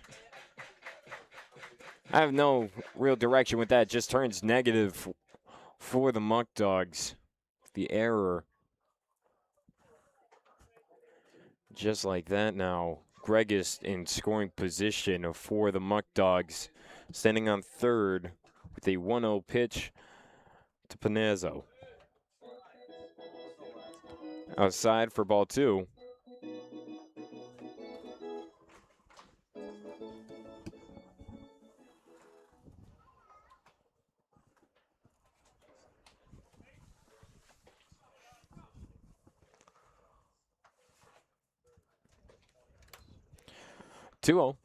Swing and a miss on a pitch down low, moves it to 2-1.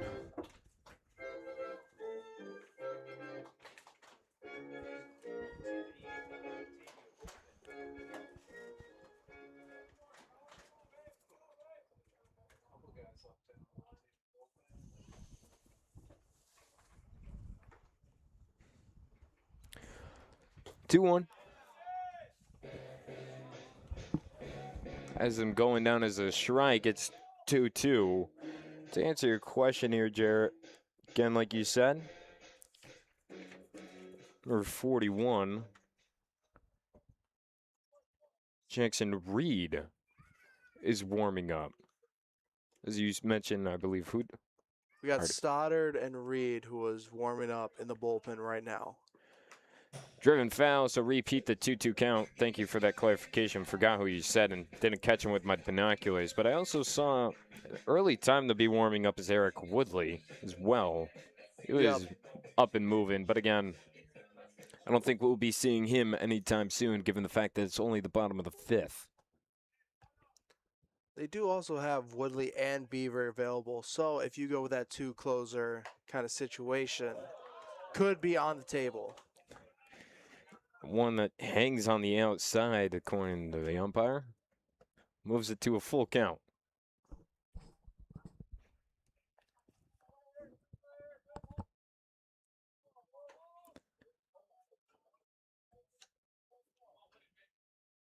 Full count, payoff, swing, and a miss for a strikeout to Walter Garrett. His first of the day. Designated hitter, Cutler. Kieran Cutler, number 23, enters the box for the Ironbacks.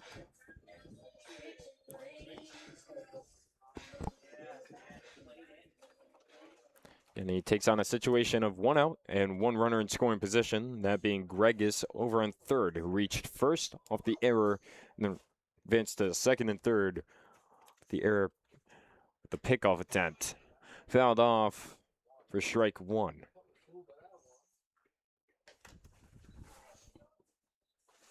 Answer your question about if, as a Red Sox fan, any thoughts about the Alex Cora and his assistant coaches getting fired. At the time I liked it, now I don't. Blocked down by Rubinski, so nothing changes with the bases. It's a 1-1 count.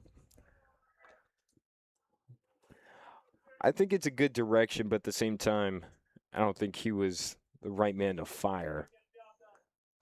You know, one thing I will say is that Red Sox and Guardians have something in common. We both absolutely hate the Yankees, you know. Guardians always losing to Driven high the playoffs. foul on a play, sliding snag. Able to hang on to it. Rowe catches that one in foul territory. Holy shnikes. got underneath it, overran the ball, and went down sliding, just able to reach back and snag that. I was not ready for holy shnikes. Vocabulary is getting deep right now for. No, I've always said that one. That one was my always go-to.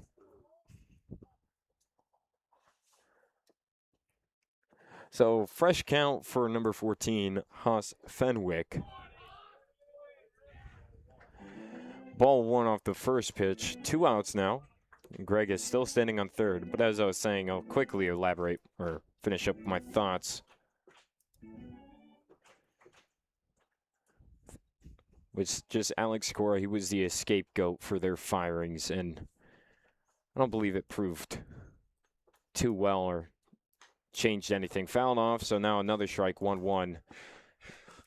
I think it will be maybe potentially good health. I think it really will see if it was the right call probably next season, because this season's already gone. And just in terms of effectiveness for firing him and all his assistant coaches, so far I don't think it's the right move. I absolutely love my weak division and always being first in it. Again, that's enough about the MLB. We'll go back to the PGCBL. Strike 2 there. 1-2. And to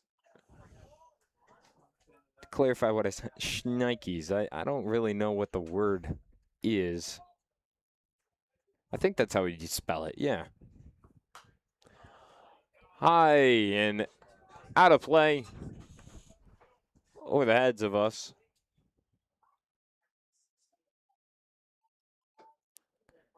There's always just a good fill-in or filler word.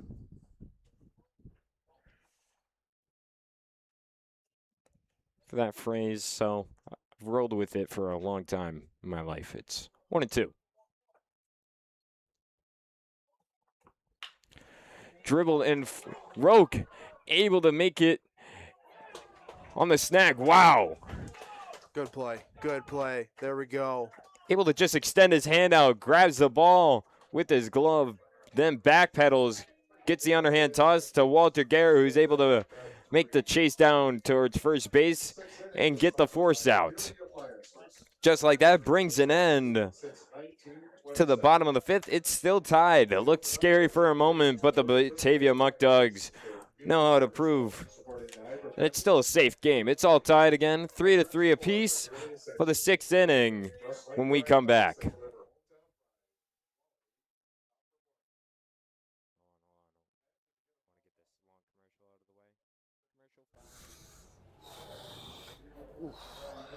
Hey man, welcome to Whole Life. How you doing? What is this place? Oh, don't worry. It's the best gym you can find in the Batavia area. Open free weights at any point, anytime. Don't forget, this gym is open for 24 hours. Don't worry, if you're not even just trying to use weights, you can use calisthenics as well. But again, official gym of your Batavia Muckdogs for a reason. Where do I sign up? Don't worry, let me bring you to the front desk.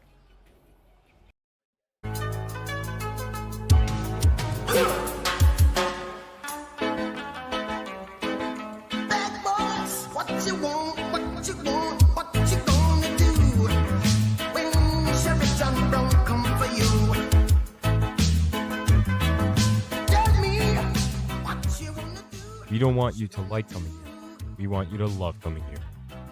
Batavia Downs, official sponsor of the Batavia Muckdogs. All right, Dewey, what are we thinking here? Hi, how are you today? I'm great, how are you? Good. Are you guys all set? Yes, we are ready. Okay, what can I start you with to drink? To drink, can we just get 2 waters, please? Of course. And then did you decide on your meals? Yes, we are ready, aren't we, Dewey? Wonderful. What can I get for you? Can we start with the Alex's Cut? Of course. All right. What else can I get for you? Dewey? Ribs? Dewey will take Alex's famous baby back pork ribs. Fantastic. Try Alex's Ribs at Alex's Place, the official sponsor of the Batavia Muckdogs.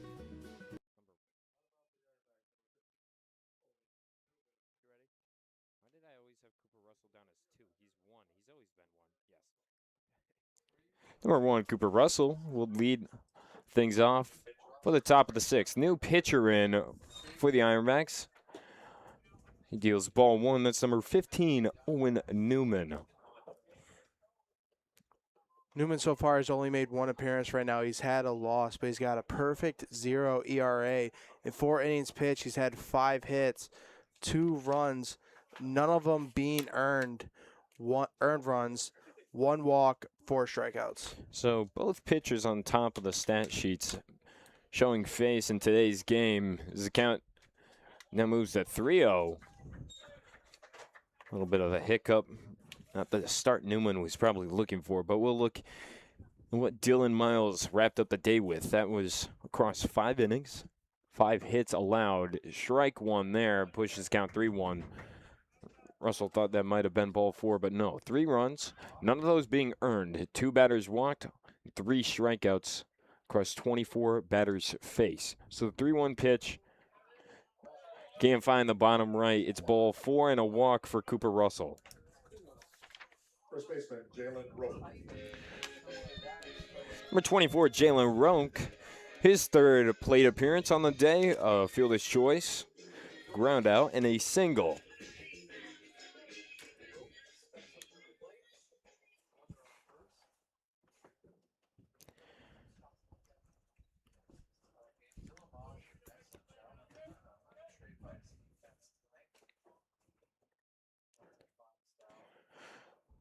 Russell fake going towards 2.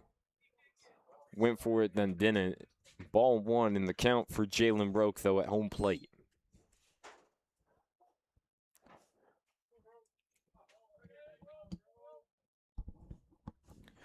This time Russell's going. That one's driven out to center field and blasted underneath it. That one sharp and straight down to the grass over in center field for a base hit from Jalen Roque. Now 2 on for the Muckdogs. So a no-out single from Roque now allows number 52, Brian Johnson, to enter the batter's box. He's got a favorable time at the plate here with no outs and 2 runners on, 1 in scoring position. And it's always a good sign whenever you see a new batter. Bunt attempt right here, foul ball. Try to catch him off by surprise, but instead hits a foul. We'll see if he does it again. You know, you still have those runners on second and first with 0 outs. You can be aggressive right here. Try to get him advanced because his last 2 at-bats, he's had 2 ground outs. So we'll see what he does. Like you said, he's 0 for 2 on the day. I wouldn't be surprised if he shows bunt here once more. He doesn't, as it's down low for ball 1, 1-1.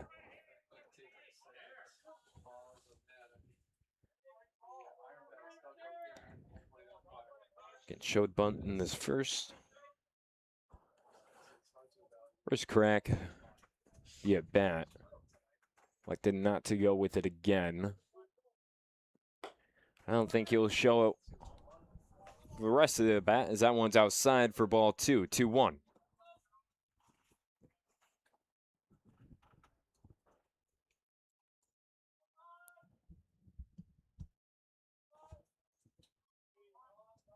One attempt shown here. Pulled back, and it's strike nonetheless. It's 2-2.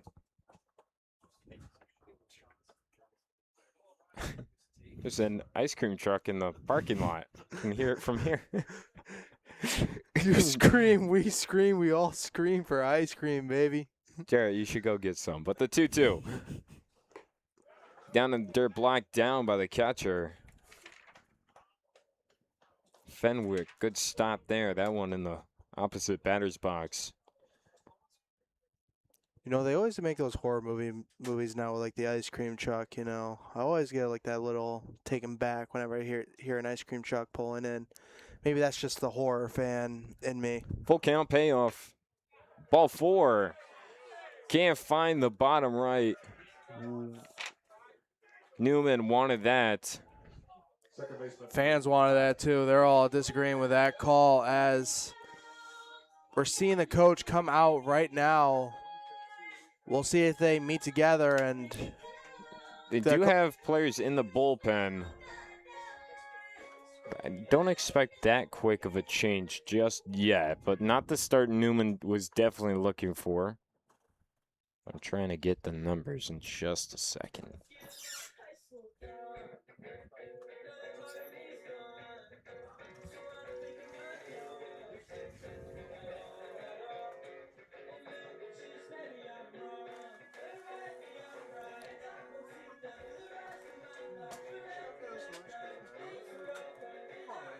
It's number 16 over there, Luca Abel. Left-handed pitcher warming up in the bullpen for the Ironbacks. Nonetheless, as guesstimated, there is no change.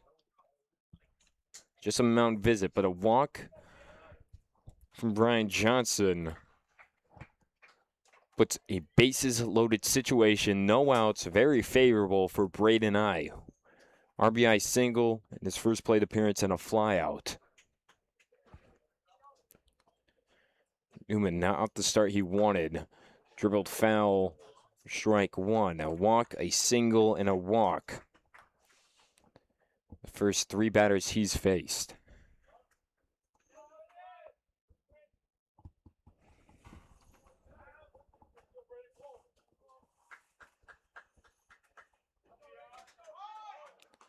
And bunt shown.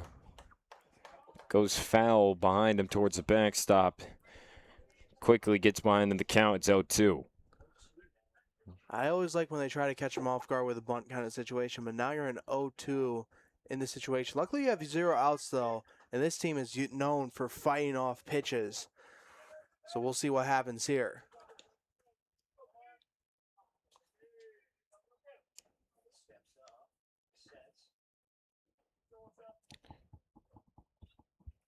Critical 0-2 pitch here. Delivery from Newman.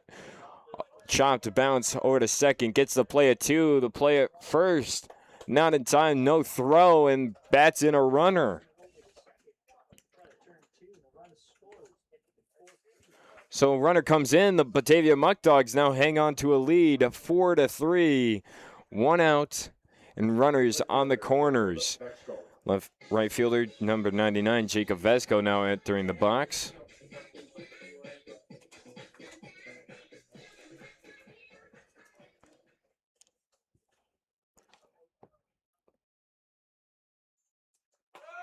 Runner's going second, no throw.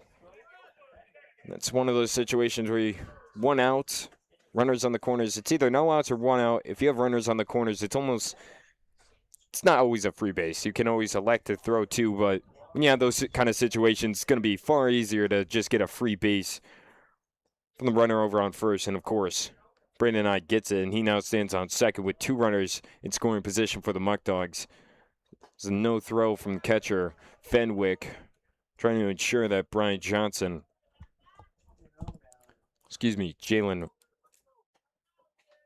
Roque does not advance home.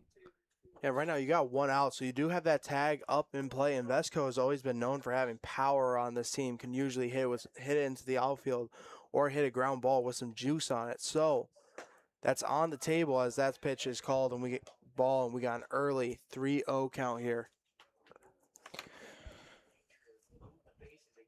So again, 3-0 count, as you mentioned, for Vesco. We'll see if he gets the green light.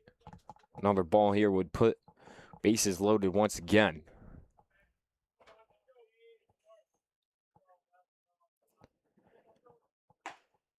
At strike 1. No green light held up and moves the count to 3-1. Yeah, but now you got your hitter-friendly count right here, 3-1. You get a hit here. Obviously, you are looking for hopefully to get a strike here, but also he's throwing your best pitch at you. So, big opportunity right here for Vesco.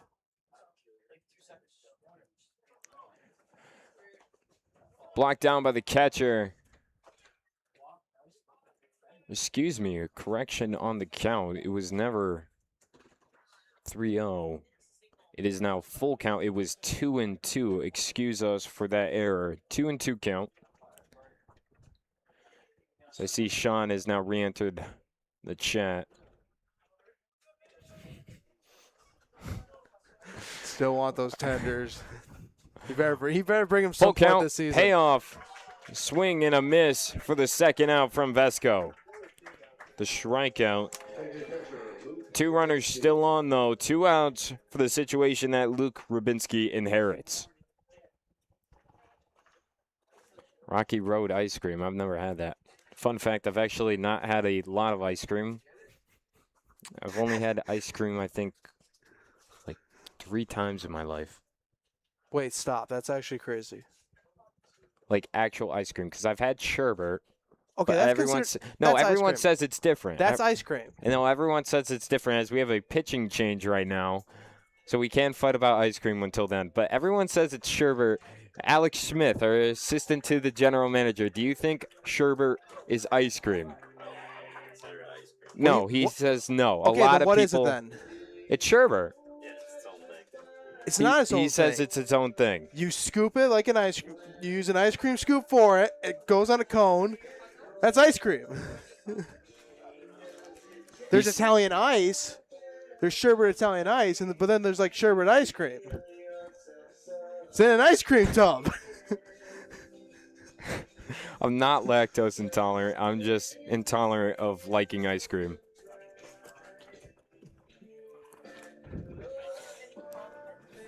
I don't know. I guess I just don't get it that much that I should.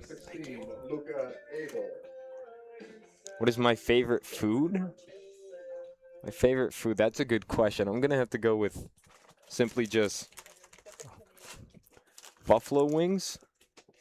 Sherbet is 100% ice cream. I mean, that's just the case that everyone makes. I hear it both ways, but if you say sherbet isn't ice cream, then I've only had ice cream probably like less than 5 times in my life. But if you say sherbet is, then probably more than that. It's an ice cream. It comes in a. We're gonna fight this. A lot more than that because I love sherbet. It comes in a tub. It's an ice cream tub. Thank you. I don't like ice cream either. Yeah, exactly. Like I don't like ice cream, but sherbet is fine. I'll do sherbet. But again, go with my favorite food. It's definitely got to be buffalo wings because I hold a record. I did hold a record. I don't know. In Australia, at a wing place, I ate 86 wings, or 80. I can't remember now. I think it was 80 wings, 80 buffalo wings. This in was Australia, a random restaurant. This was his interesting fact in Cortland. Took me, by I think, the way. 3.5 to 4 hours because there was no time limit. I think more towards the 3.5 hour mark.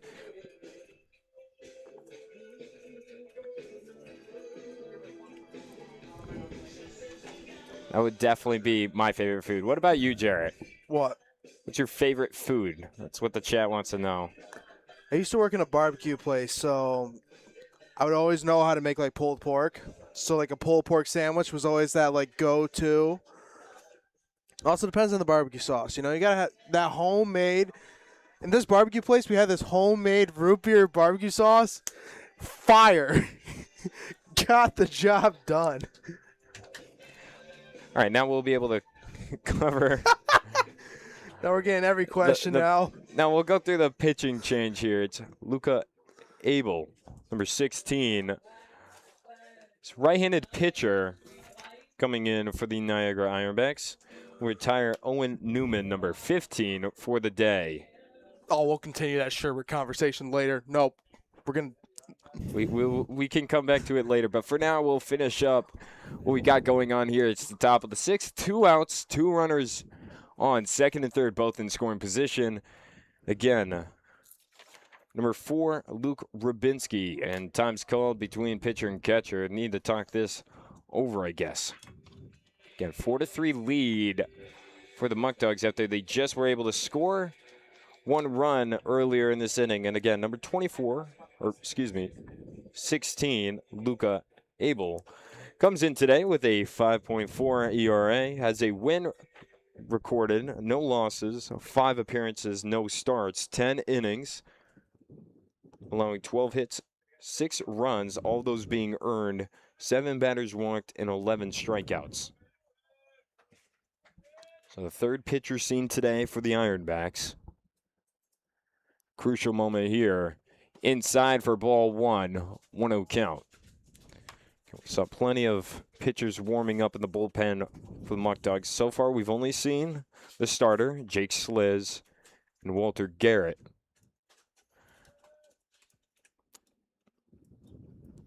So the 1-0 deal, able to catch the outside part of the plate for strike 1. It's 1-1.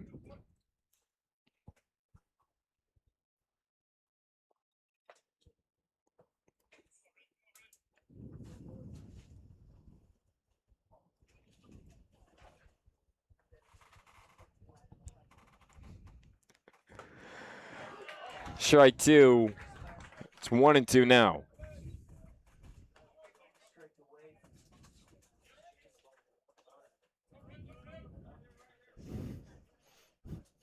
Loving all these questions.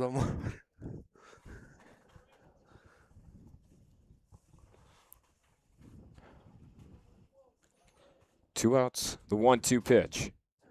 Delivery. That's down near the dirt. Moves the count 2-2.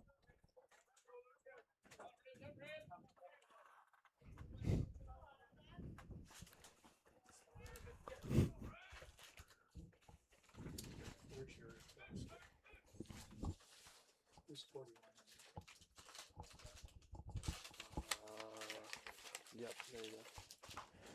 Fouled off. That one sent straight. Close to the dugout for the Muckdogs. Hits the stand, so no one harmed there, but rinse and repeat, it's still 2-2.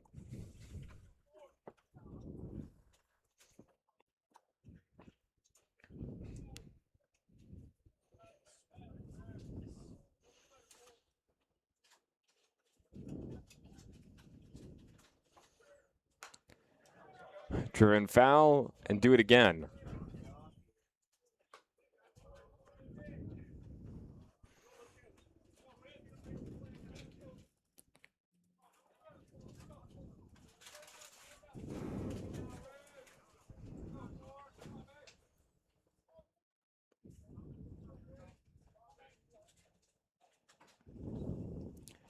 Two delivery. Inside for ball 3. So a bat that moves in both directions has now reached full count. Big payoff here.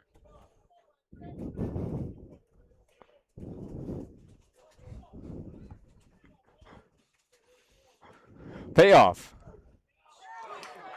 And strike 3 looking. Wow. Rabinski doesn't like that, but it retires the top of the 6th. Your score, the Muckdogs now hang on back to a lead of 1, 4-3. Entering the bottom of the 6th where the Ironbacks again, of course, have the chance to respond.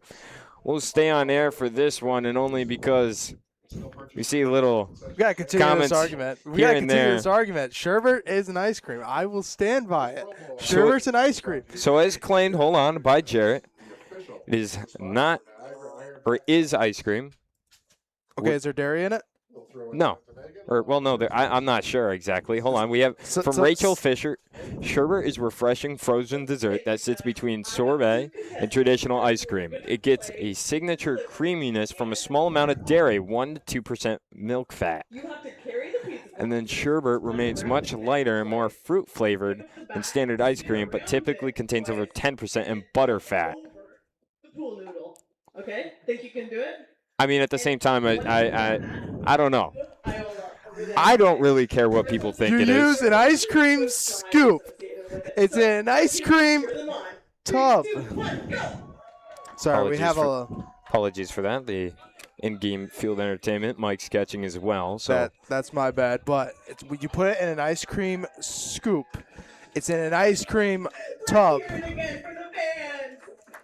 I don't know. I'm always gonna say that it's not based off like how it's always treated differently. And then also to mention your question about ice cream cone or ice cream in a bowl, it's gotta be waffle cones because I love waffle cones. I used to just eat them by the cone itself. Go to Walmart, buy the package there, and it was good enough. Who's the best NBA player? It's gonna be Wemby. Are we talking all time or are we talking current? Currently, it's Wembanyama. I agree with that. All time, I will always stand with my man Michael Jordan. And then we got some sherbet and ice cream, baby. Let's go. Wembanyama is better than SGA by a mile. I agree.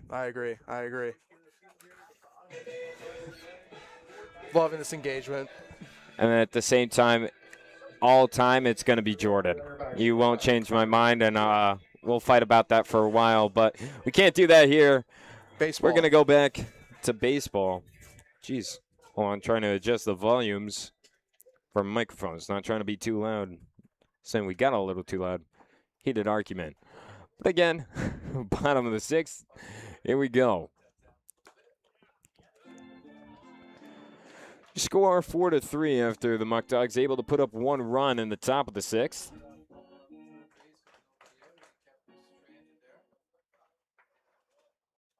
Walter Garrett still out there on the mound. Only the second pitcher we've seen outside. Count moves 2-0.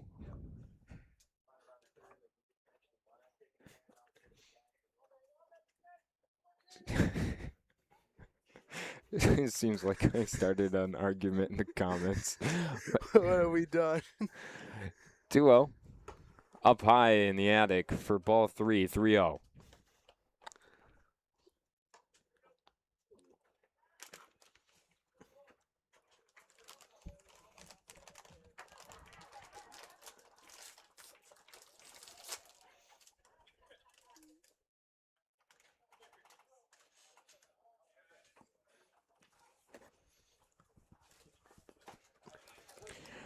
Able to get strike one off the 3-0 count.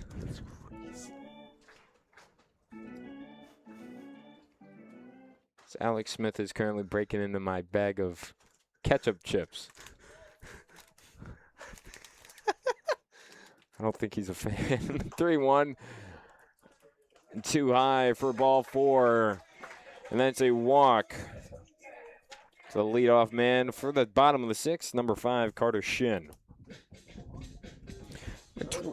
Number 12, Jordan Gallo, makes his 3rd plate appearance for a day. A strikeout and a single. And those two. Tell Mad Dog we need an ice cream eating contest on the field. You might maybe able to sneak in some ice cream content somewhere. Pretty sure he gives out free ice cream every game at Dwyer Stadium. And then Sean could hook The me game, up. so make sure you stop by for Dave's ice cream. Then Sean can hook me up with his Tully's tenders that he's going to get me. Strike 1, 0-1. I feel like we're getting too far away from the game at hand.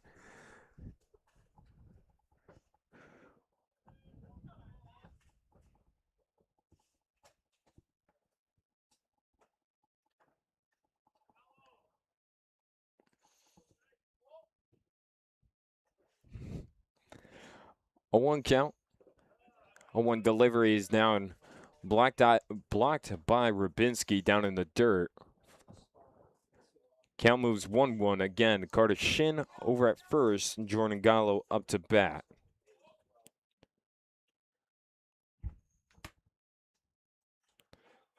We saw plenty of players for the Muckdogs in the bullpen warming up. No one's actively warming up, but we seem to have some players at the ready if need be. No one warming up on the other side for the Ironbacks.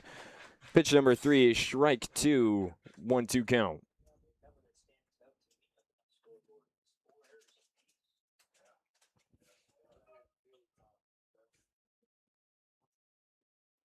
Walter Garrett checking over at first, steals home. A check swing that doesn't go. Can't get that one to sit just high enough in the zone. It's a ball. 2-2.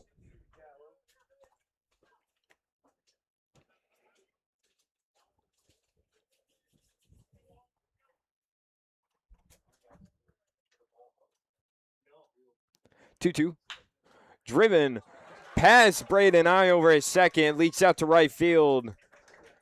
And Vesco able to snag it. Get the throw within the infield. That one slips by. Jalen David on the snag down near the dirt, but no more harm done. Base hit for Gallo, who reaches first. Now 2 runners on. No outs is the situation for number 18, third baseman Cooper Martin.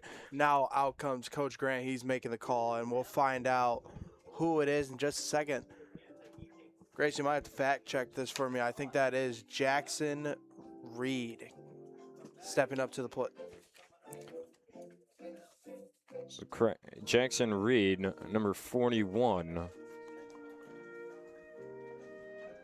comes up to the bump.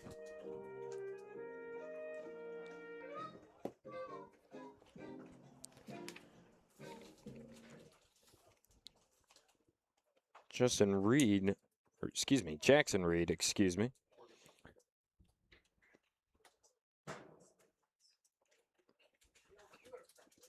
On the mound for Batavia, number 41, Jackson Reed. The day for, or on the season for Jackson Reed. It's a recorded loss in one appearance. Wasn't a start. Only served 2/3 of an inning, recording 3 hits, 3 runs, all 3 being earned, 2 batters walked, and no strikeouts. I guess we have some more time to dive back into the lively comment section that we've now ignited. Try to catch up to what we missed. But Somebody asked you if you were a Celtics fan. That's all I saw. I do see that, yeah. Are you a Celtics fan too? If you like the Red Sox, my family being from Massachusetts and the Boston area, Rhode Island, just overall New England. Grew up as a Red Sox fan. Celtics fan, I would not really say necessarily. I'm more just of a basketball enjoyer. I'll watch a game, whatever it is, really. I'd say yes, I root for the Celtics, but not as likely in the same metric for the Red Sox. Football is my favorite sport. And it's not the Patriots. It's the Colts. So a sad combo. Browns fan, baby. See what is a ketchup chip? It's a Canadian thing. It's a Canadian thing, yeah. Best way to describe it, you know. I don't know. I've never had one. You opened it up, Alex Smith, and I since then have not treated myself to it since being on air. I think we need a rating. Oh, geez. With hot dog, we're not starting the sandwich is hot dog a sandwich conversation. All right, but we'll go back to baseball. Jackson Reed, number 41, on the mound replacing Walter Garrett. Day comes to an end. First pitch is down low towards the outside for ball 1. Again, number 18, Cooper Martin in the box. Was able to reach first off a drop strike 3. Stole first in his first plate appearance and a flyout in his second. Runners going. Sent right back to short. Jalen David the throw to first in time. Half decent reaction from the ump out there in the infield. Able to move out of the way off a ball that had a lot of heat behind it. But first out for the Muckdogs defense. But now 2 runners standing in scoring position, so a little bit of a scare here for the Muckdogs. Running Glassford, number 34, the extra hitter, out with a bunt in his first plate appearance and a walk in his second. Tag up right now in play. Players moving in for maybe a bunt situation. That could also be a possibility, but also they're just playing. They're coming in on the infield grass to make sure any short dribbled ball does not result in any runner getting home. They're just trying to play in to prevent a score.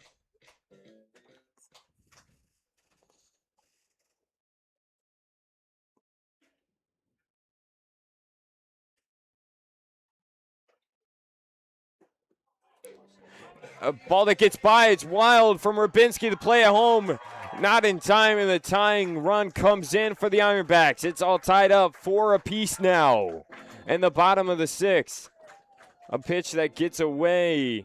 Rubinski almost had it for a second, couldn't hang on to it, slides out.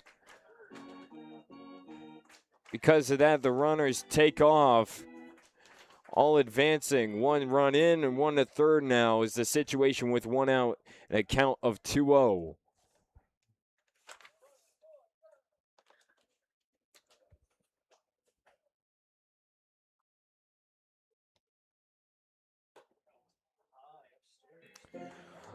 Ball upstairs, pushes it to 3-0.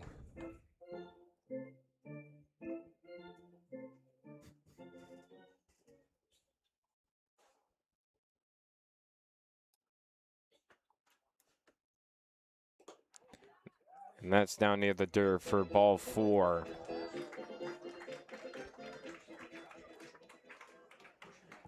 And a walk, a little talk between Rubinski and Reed. Now runners on the corners, following Glassford, his second walk of the day. But now Josh Bushin. And with 1 out right now, I'm 100% expecting a stolen base right here. excuse me, not Josh Busham, but a pinch hitter. 21, Derek Riseberry.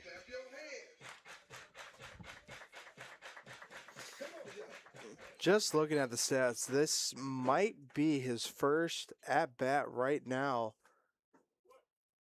for the Ironbacks. Yeah, this is his first at-bat of the season. Count for his first at bat, then goes 0-1. A ball upstairs in the attic moves it to tied count of 1-1.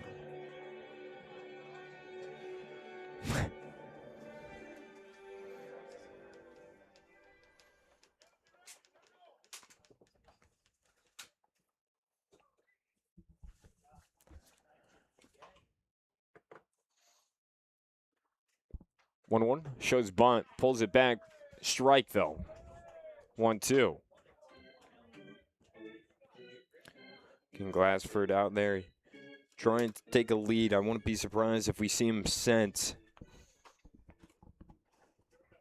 during any longer of this at bat if he keeps going. But a 1-2 count. Reed trying to secure his first strikeout. That one very close to contact. Inside, moves the count 2-2.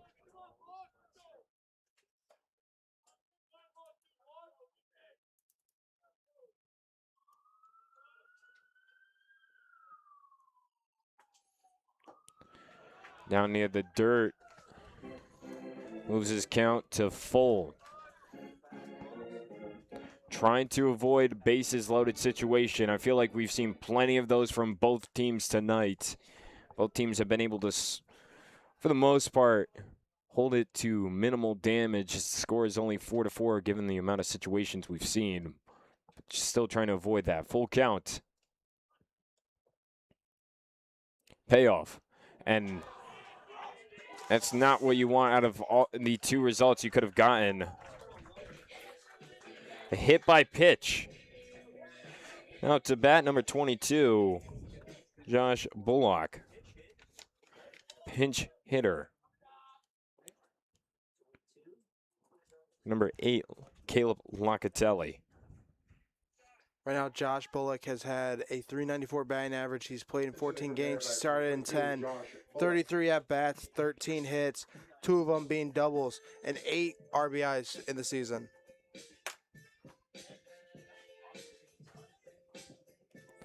So he'll round things off again. Coming up for Caleb Locatelli, who finished the day with a strikeout, looking at a flyout.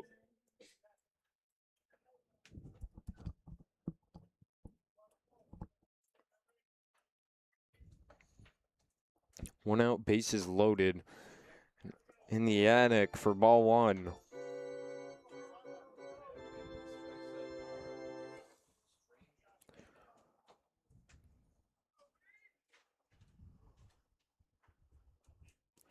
Do have some action in the bullpen from the Muckdogs. It's the 1-0 pitch. Sent high, driven between left and center. Who's got it? Center fielder Glenn Brooks coming across. Brian Johnson for the snag. But the sac fly brings in 1 for the Ironbacks. Just like that, the Ironbacks take back the lead. And it's 4-5 in the Ironbacks' favor.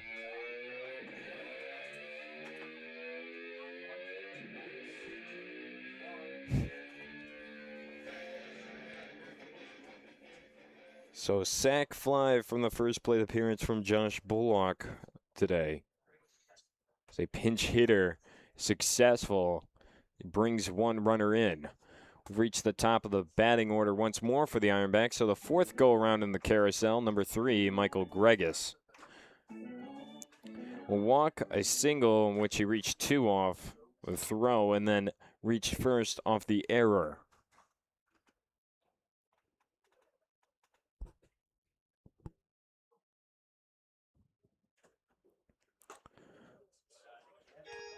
Two straight ones inside, moves the count 2-0. situation now after the sac fly. 2 runners on, first and second covered. Third is an empty bag.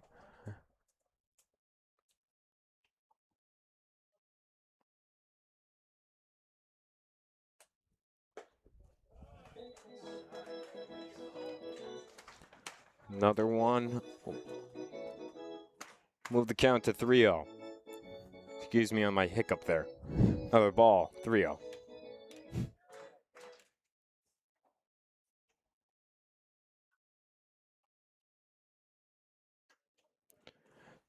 Pitch in the attic for ball 4, so 4 straight gives us a bases loaded situation for Jackson Reed. And out comes Coach Grant again, and he's calling early. He's To that brings a quick end for Jackson Reed's night. Definitely did not have the situation to his liking. Right now, though, Coach Grant is focused on making sure that no more damage is done after 2 runs were allowed in this bottom of the 6th, which gave the lead back to the Ironbacks 4-5 as it stands right now. So if we look at the stats, they stand for Jackson Reed. He'll end the day with 2/3 innings pitched, no hits, no runs, 2 batters walked with no strikeouts, and 5 batters faced. Didn't get to mention Walter Garrett's, so I'll do that now. He ended the day with 1 1/3 innings pitched, 1 hit, 2 runs, 1 of those being earned, 1 batter walked, and 1 strikeout, going down swinging. And Jarrett, take us over to who's on the mound. And now on the mound, it's Eric Woodley. He's had 2 wins, 1 loss, 8 appearances. He's one of the pitchers on the team with a perfect 0 average. In 12 innings pitched, he has 5 hits, 2 runs, none of them being earned runs, 2 walks, and 16 strikeouts so far for the Muckdogs. And he's got bases loaded right now. Usually he's their closer, but right now you got to get out of the situation with the damage that you've done. It's better right now to only be down 1 than what could possibly be being down 2 to 3 runs in this kind of ball game right now. Again, as you mentioned, Eric Woodley out there. Definitely early to see Woodley. Don't usually see him until the 8th inning. I think that's the earliest we've seen him all season, and now we're going to witness him pitching in the bottom of the 6th. So a big change up in terms of the bullpen usage, as Woodley might have to go the distance here. Wouldn't be surprised, like you mentioned, if they bring in someone else to play relief or closer. But for now, Woodley, it's all his on the mound. 2 outs, bases loaded, a fresh count for number 1, Michael Gregus.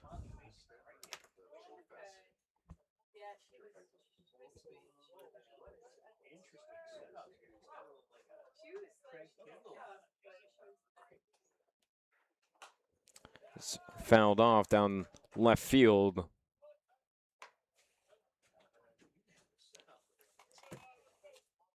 For strike 1, 0-1 count.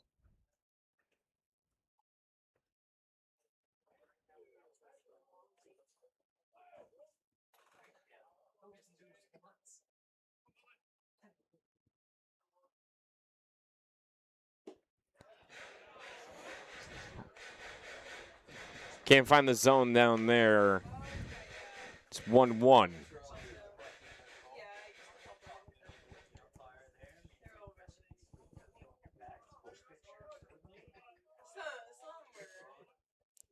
Pinsky didn't like that call. And Woodley has his unique pitching routine. It's become his staple. Can't say anything's wrong with it. Numbers back it up. Fouled off. A pitch that brought in the heat. Was late on it.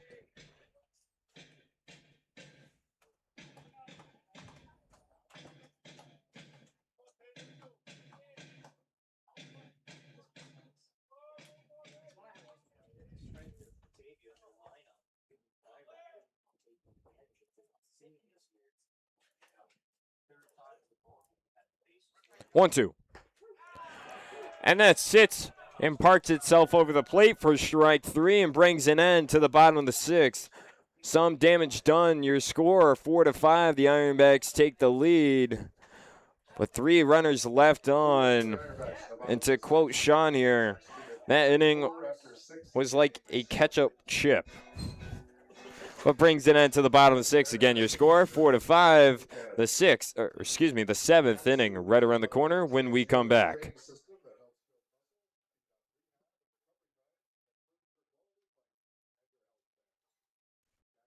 In support of the Batavia Muckdogs, we would like to thank these corporate sponsors and community partners.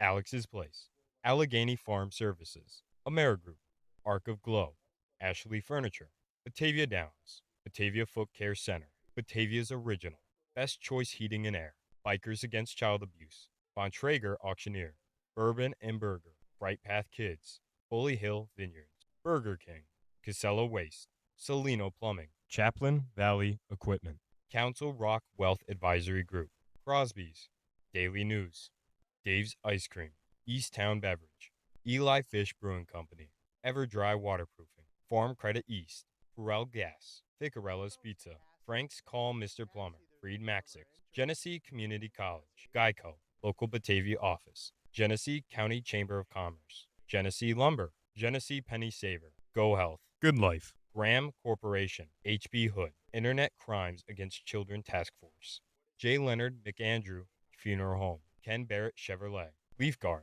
Liberty Pumps, Louis J. Lang and Sons, Massive Testing, Mental Health Association of Genesee and Orleans, Magaveros Automotive, M-Power Agency, Next Era Energy, Northside Deli, New York School for the Blind, Oak Orchard Health, Oakwood Hills, OACA Milk Products, Olacy's, Overhead Door, PNCG, Pellegrino Auto Sales, RFG Associates, Skyworks, Stan's Harley Davidson, Stop DWI, Suburban Propane, TF Browns, Tompkins Bank of Castile, Tonawanda Valley Federal Credit Union, Toyota of Batavia, Trevor R. Rowley State Farm, Tri-County Auto Glass, Tully's, United Memorial Medical Center, UR Wilmot Cancer Institute, WBTA, Wright Beverage, and the YMCA.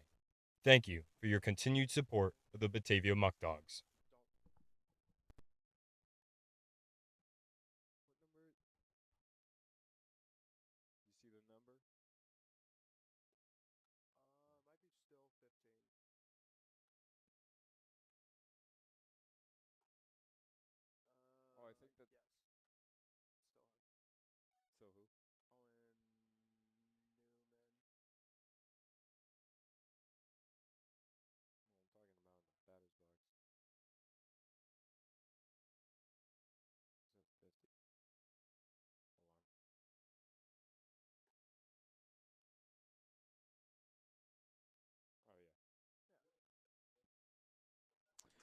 Top of the 7th, here we go. 4th go around in the carousel for the Batavia Muckdogs batting order. Jalen David leading things off. The count now 1-1.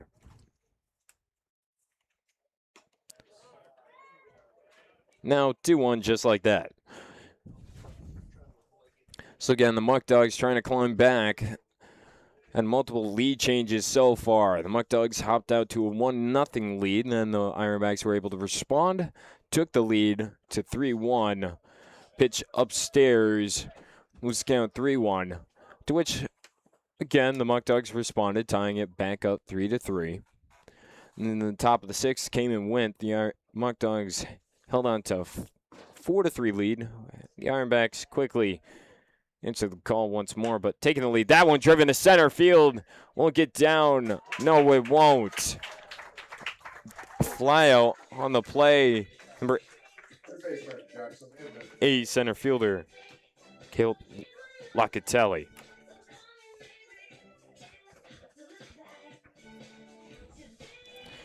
Now in the batter's box for the Muckdogs is number 2, Jackson Inman.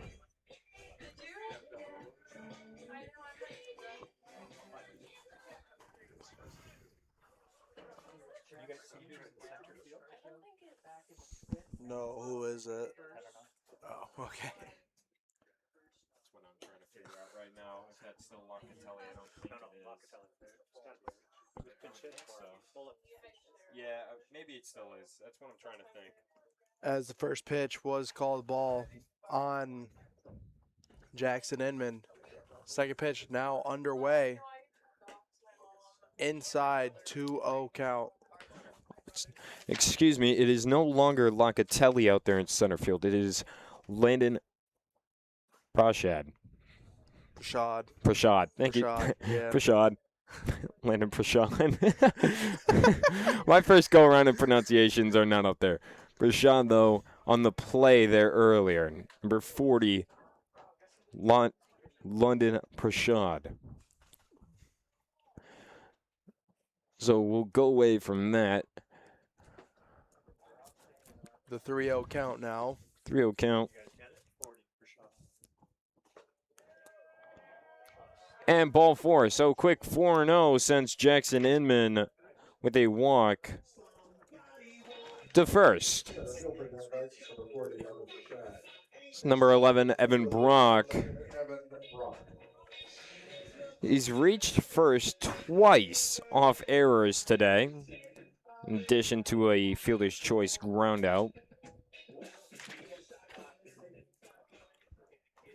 We'll see if he gets his first hit, though. Runner going, Inman to 2. He slides in, and he's safe. Close play there. Very dangerous, too. When he fell, he landed straight on Inman's leg right there.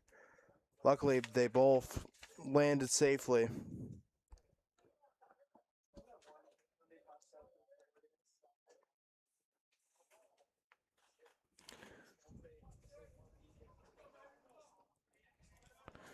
Again, 1-0 count for Evan Brock. Pitch that locates the lower part of the frame. Goes down for strike one. 1-1.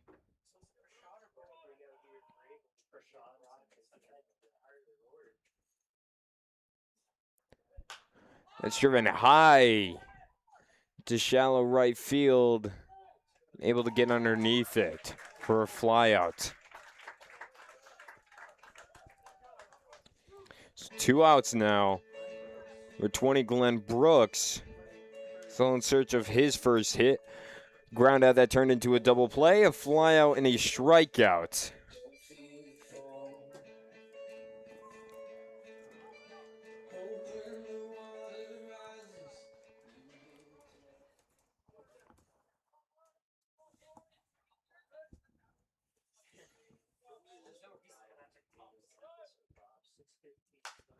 Driven to foul territory over in right field for strike one, 0-1.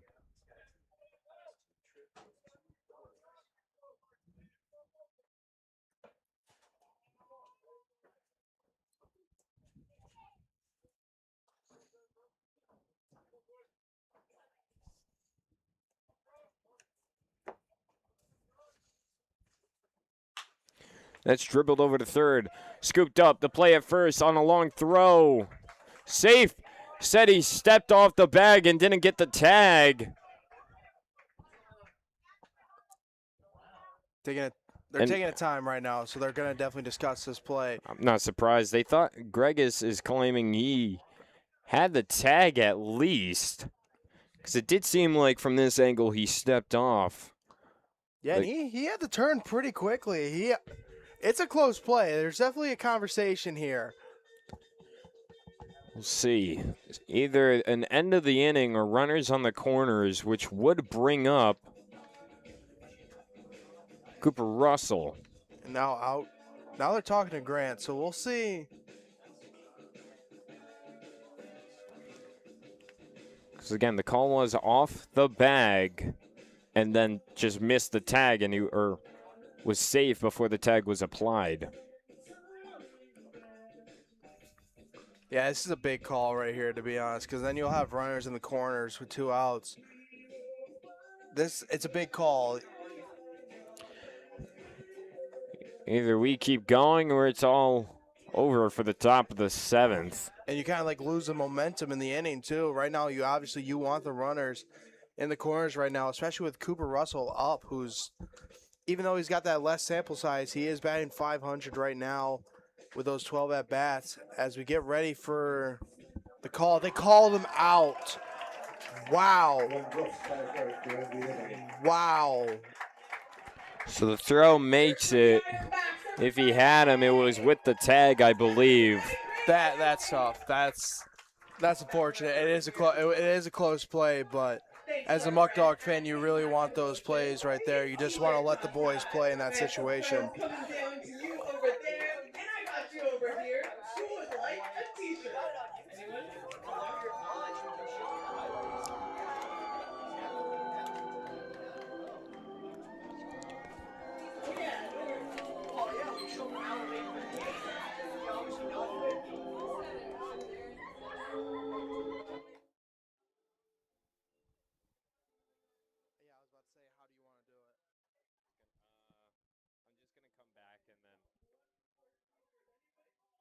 Where is it?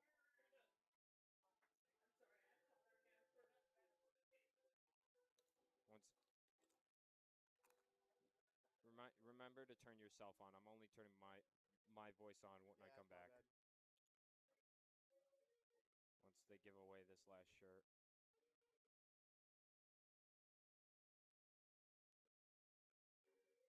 And then did you fix that to the bottom of the 7th?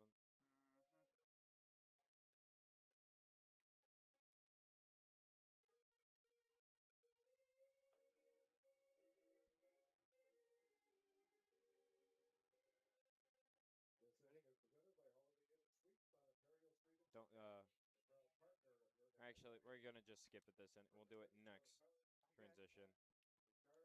I got you here.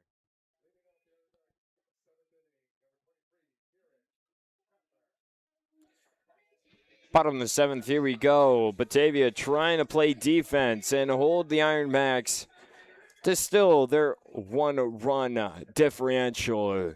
Here in the bottom of the 7th, 4-5 is your score.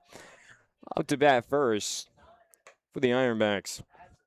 Number 23, Kieran Cutler. Again, Eric Woodley out there on the mound. He's the 4th pitcher we've seen. Rotation, Jake Sliz, Walter Garrett, Jackson Reed, and now Eric Woodley. Fouled off, moves count 1-1. To answer your question, Sean, because good question, where is Coach Skips? Skips is currently serving a 2-game suspension. So Coach Grant has taken over as interim head coach during that suspension. And today is his last game that he's serving suspension. You will see him tomorrow against the Jamestown Tarp Skunks. So a strike there.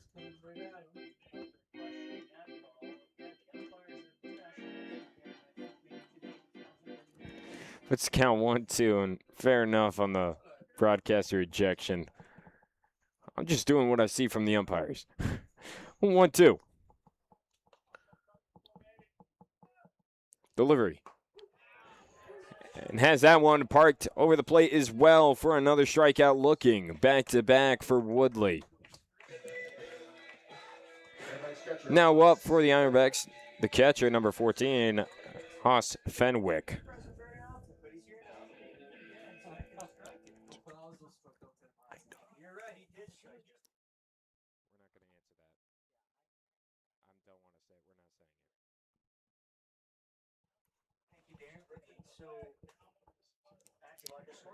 Fresh count, 1 out. On the strikeout from Cutler. And another strike posted on 1 count.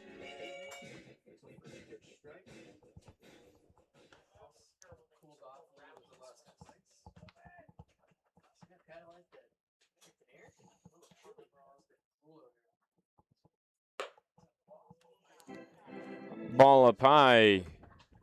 Moves count 1-1.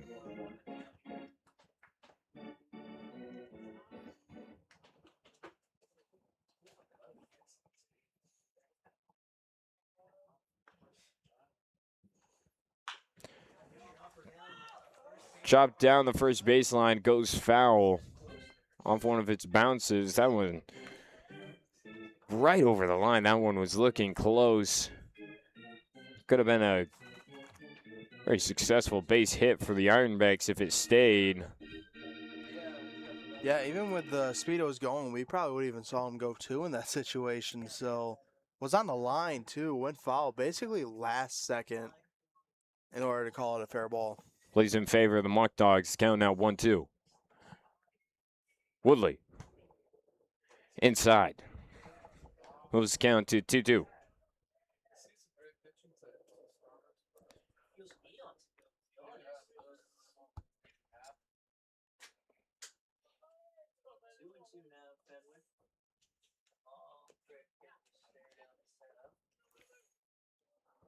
Two pitch for Woodley.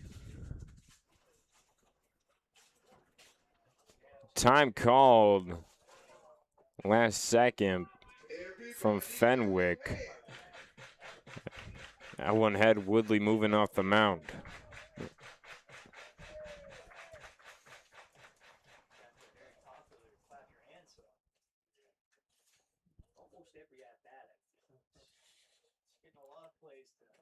It's got the 2-2. Can't find it in the top left with that pitch. It moves count to full. 3-2 count.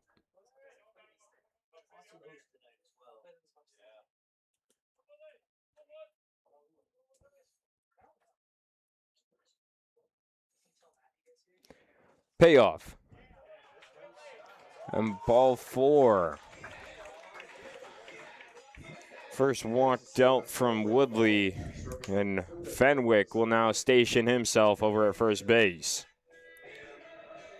Number 5, Carter Shin. Strikeout, reach first off an error in his second plate appearance, and a walk so far in the game today.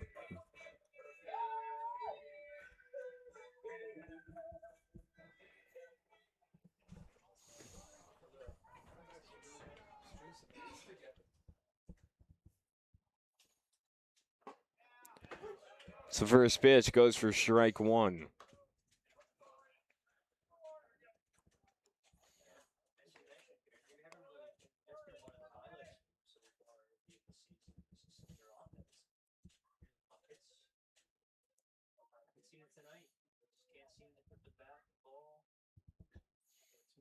Oh, 1. Dribbled over to short. Scoop. Toss 2. Toss to 1. In time. A double play. Just like that. Brings an end to the bottom of the 7th. And your score is 4-5. Batavia now goes to their second to last chance to catch up. I like that one. That was pun intended. But catch up here. With the ketchup chips, yep. To the Ironbacks when we come back, but not after. A read from our sponsors. Go Health New York. Has your child been tested for lead? The only way to know if your child has lead poisoning is to get them tested. All children should be tested at ages 1 and 2. Talk to your healthcare provider or the lead poisoning prevention staff from the Genesee County Health Department at 585-344-2580, extension 5555, about a blood lead test for your child today. For more information on transportation to get tested. 007825.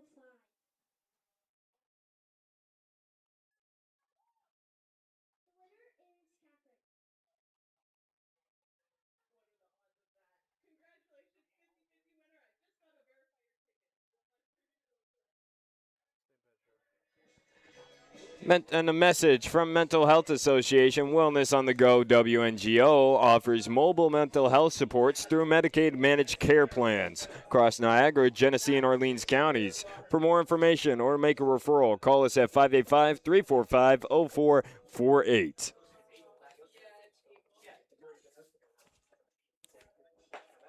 We've been saying Newman this whole time. It's Cable. What's going back out there? Why in the world are you on it? I have no idea. We've been saying it. It was just changed recently. I've been saying Abel, yeah. Oh, okay. It was a recent pitching change, I got you.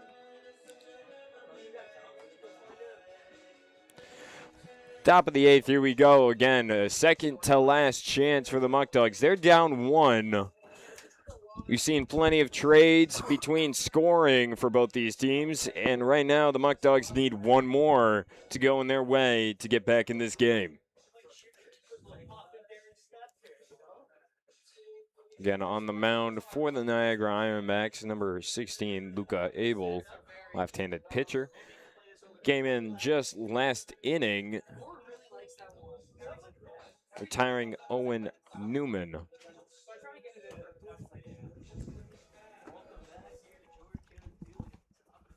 Top of the 8th inning, leading off for Batavia, number 1, Cooper Russell.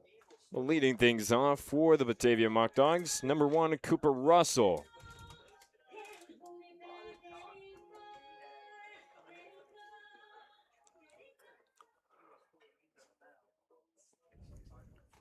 Excuse me on my correction there earlier, saying we saw him last inning. No, that was Owen Newman. Abel making his debut tonight, just now in his first pitch. Ball 1, 1-0 count.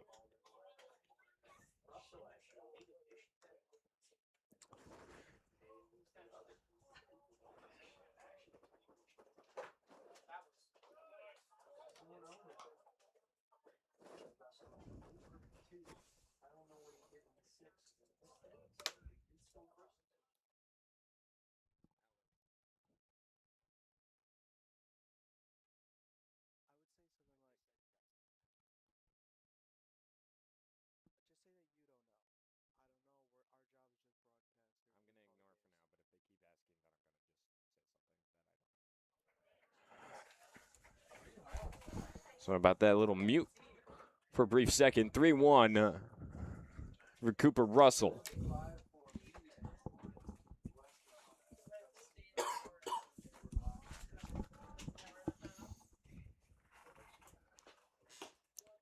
And ball outside for ball 4.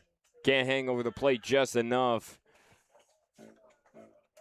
Well, that'll put Cooper Russell over on first. Now up number 24, Jalen Roque. He's 2 for 3 on the day. Fielder's choice ground out in his first plate appearance, but since then 2 singles. So far, until after we see this bat, he's the most successful hitter tonight for the Muckdogs. Jalen David also has 2 hits, but 4 at bats.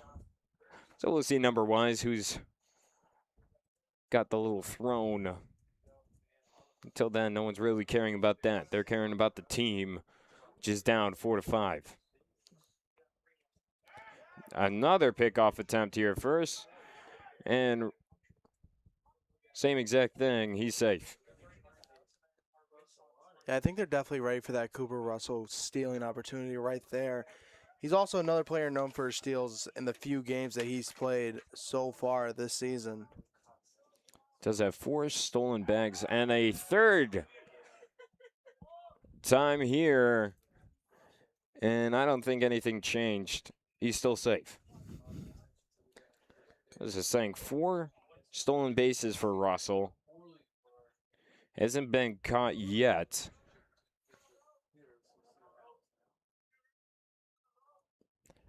Finally deals home a bunt shown, and it hops right in front of home plate. The throw to first in time. So advances the runner. Still a successful bunt that just laid perfectly down in front of home plate. He gets Russell to go 2. But out on the bunt, and number 52, Brian Johnson, now back in the box. 2 groundouts and a walk. And here comes the coach.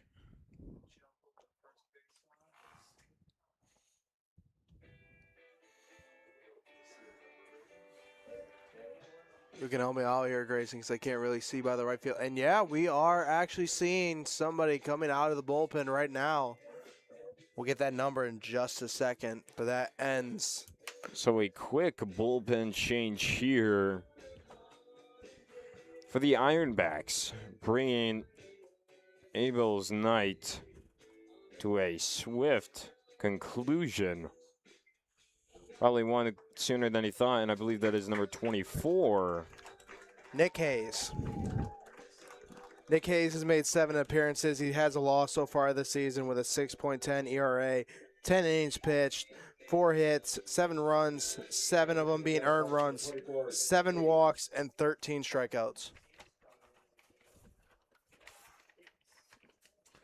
He'll be able to get the nod here in hopes to close out this game, I believe. Like you mentioned, the 6-1 ERA, 7 appearances, so definitely a defined closer at this point in the season for the Ironbacks.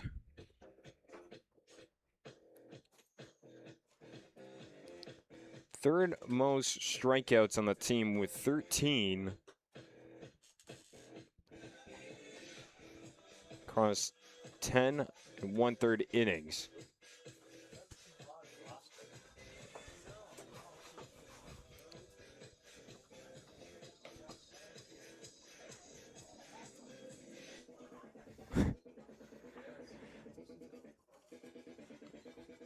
So again, during bringing up the pitcher, we'll show you the schedule one more time here. If we look at the future schedule for the Batavia Muckdogs on Thursday, on the road once more to Jamestown at 6:30. But again, call for rain all day tomorrow. So be on the lookout for the weather and on all our social medias for live updates on game times, changes and delays and cancellations, and much, much more. So please be aware of that. On Friday, the 26th, out-of-conference game against the Buffalo Diesel at 6:30. Saturday, the 27th, bringing the Ironbacks to home. The US of A doubleheader at 4:30. The second game will start 30 minutes after the first game's conclusion. Again, doubleheader games go to 7 innings. Again, that's Saturday, June 27th. On Sunday, 5 o'clock at Newark. Monday is going to be another out-of-conference game. Of course, 7 innings at 6:30. At Dwyer Stadium Tuesday. On the road, back to Canada we go. 6:30 at Niagara. And the 1st of July, bringing Jamestown to us at 6:30 on Wednesday.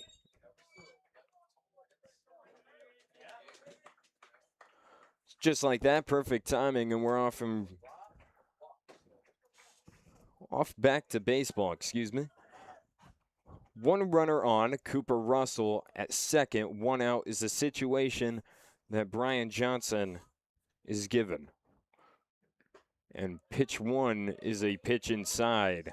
Had some heat behind it. Wasn't able to get it to move back within the frame. 1-0.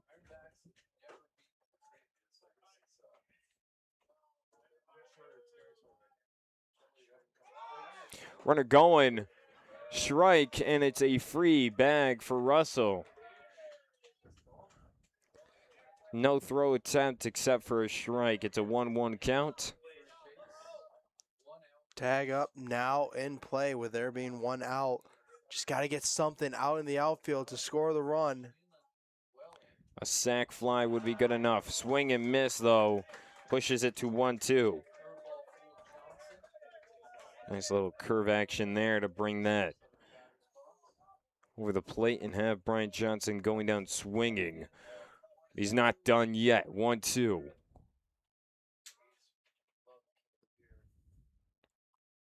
Delivery. Swing and a miss off a heater. And that retires Brian Johnson. Brian Johnson's at bat. 2 outs now. So the sac fly out of the question. Raiden I. Team's fate within his hands now. Led the game off with an RBI single. And a fly out. And a fielder's choice. Or reach first off of fielder's choice, which he also was credited an RBI as well. 4th plate appearance, here we go. Big one here, 2 outs. Russell standing on third, ball 1.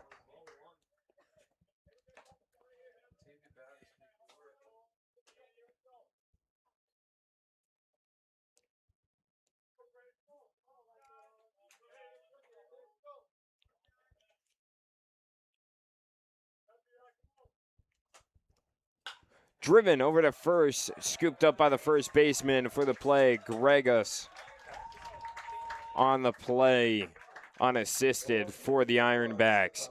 That's 3 outs, and the top of the 8th comes to a conclusion. The bottom of the 8th right around the corner when we come back.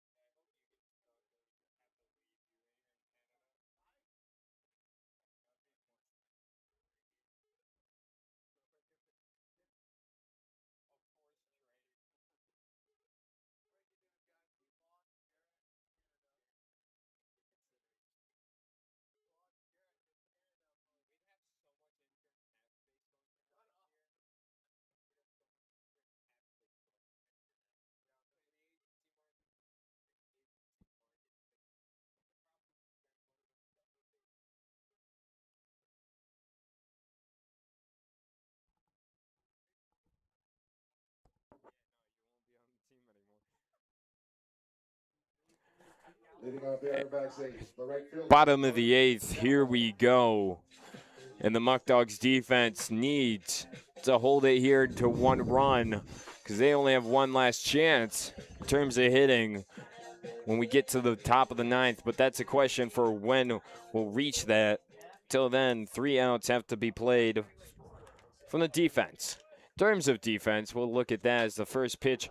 First swing for number 12 from the Ironbacks, Jordan Gallo, and he drives that to right field for his 3rd hit of the day. He was now 3 for 4. So quickly, before I can even catch my breath, now 18, Cooper Martin out to bat. Still looking for his first hit. As I was saying, in terms of defense, both these teams, they've had their issues. 4 errors apiece from both sides. That's played a big reason into why these teams have slowly traded off runs here and there in the earlier innings.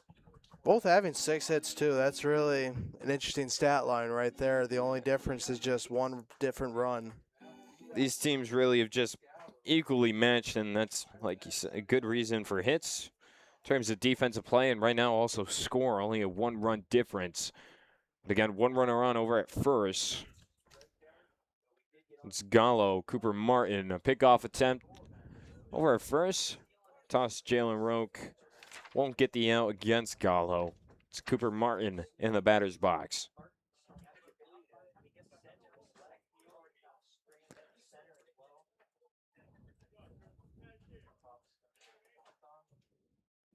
Woodley deals, driven, same exact spot there to right field, and another single for the Ironbacks. Cooper Martin with his first hit of the day.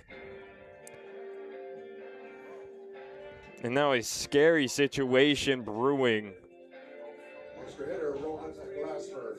for the Muckdogs as back-to-back hits from the Ironbacks puts 2 runners on, first and second. 34, Glassford. He's still looking for his first.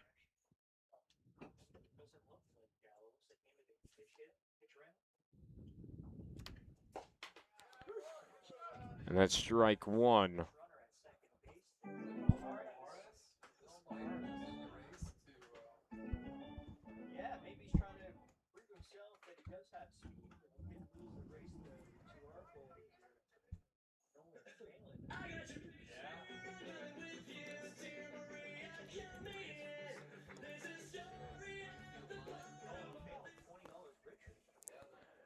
So quick talk between Rubinski and Woodley. Count remains a 1.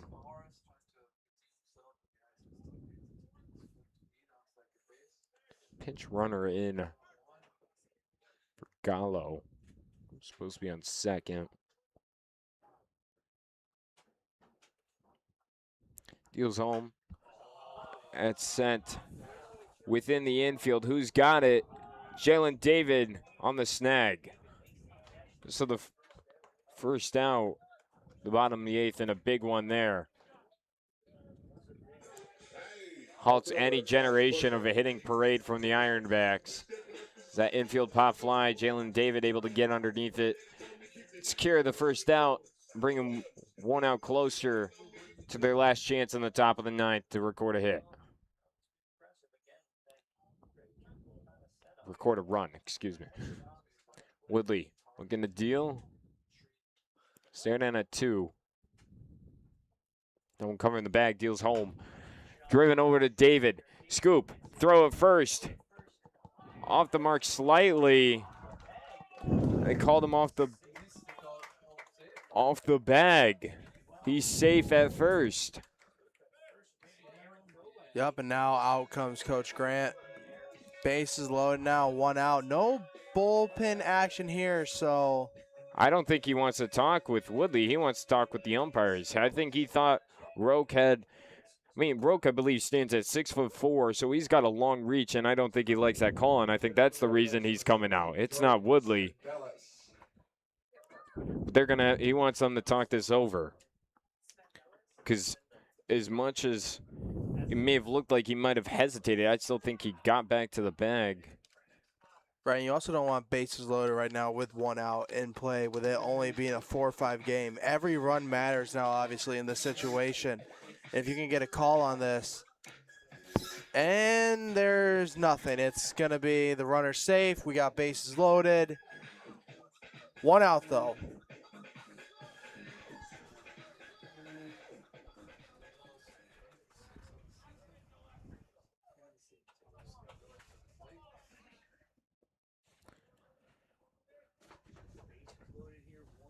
So again, able to reach first off the error is Glassford. So there's a pinch hitter trying to get the name there. 1 second.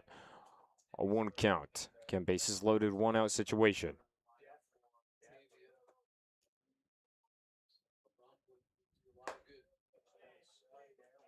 Can't find the zone.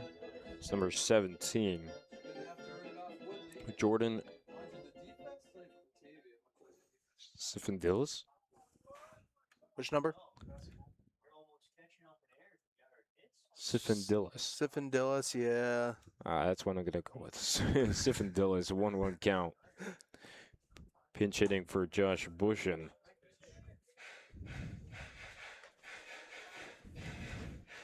Yeah, he's got a 500 average in 6 games played in 3 starts. 6 at-bats, 3 of them being hits, a double, and 4 RBIs right now. The 1-2 count, and this is important here. As important as every out is, a bases loaded situation makes it that much more.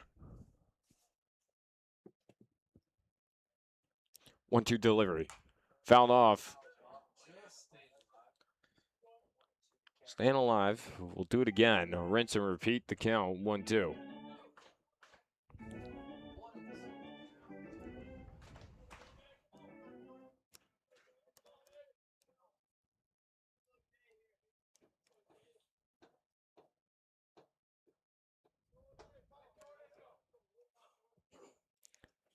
Delivery. And the strikeout there. The K there brings up 2 outs. A big spot to get a strikeout. One looking. Top of the order, now up with 2 outs left to go. Well, 2 outs, 1 more left to go. Michael Gregg is coming in.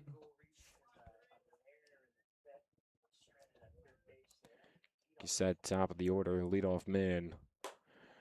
Takes pitch number 1. It's too high. It's ball 1, 1-0.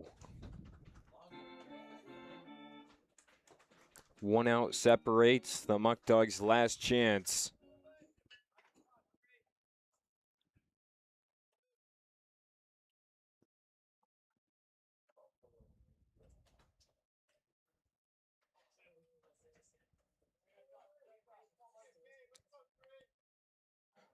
Delivery. Strike 1. And a tied count, 1-1.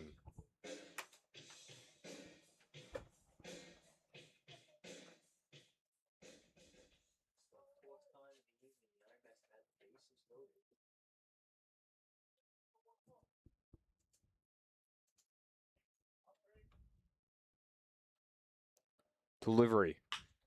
Dribbled over to second. Scoop from the throw to first. On the mark and in time. The 3rd out done. And the 8th inning comes to a conclusion. The score remains 4-5. 3 runners left on for the Ironbacks. And the last chance for the Muckdogs. Here we go. We'll stay on air for this. Jarrett, I'll ask for your thoughts. Take me through it. Yeah, right now, honestly, all you need right now is 1 run. It's not like Auburn Double Days where you needed 5 and, you had to keep fighting for that game. Right now you have 1. Obviously, right now, pitching is still Nick Hayes. He is still on the mound right now. You saw him a little bit in that 1st inning. as right now, only need one run to make a comeback here. And obviously, you still have to close the game, but right now, got to fight for your lead right now to get the situation for the Muckdogs' favor and end it with a win. We'll see how it goes. It's 4-5 is your score as it stands. Both teams have been duking it out. Again, 6 hits for the Muckdogs, 7 for the Ironbacks, 5 errors and 4 errors to each team. So not exactly the baseball that these teams are looking for in terms of defense, but it's been evenly matched. The Muckdogs trying to avoid back-to-back losses. As we start things off, it'll be Jacob Vesco should be the leadoff man for the top of the 9th. I would wait just a second on saying that. We're seeing a lot of new batters out here warming up right now. We might see some pinch hitters coming up to plate, so we'll see. Right now, we'll keep you updated on it. You are As correct. Grant right now is saying something to the umpire. I don't know exactly what it is right now, but Michael Dragus moves to center field. Bryce Bogosian now playing first base. Few substitutions for the Ironbacks in terms of defense, trying to lock down everything they got for the top of the 9th. The last chance. Last chance, last dance. Here we go. We're all ready again. Nick Hayes on the mound. Will Maharis in the right field.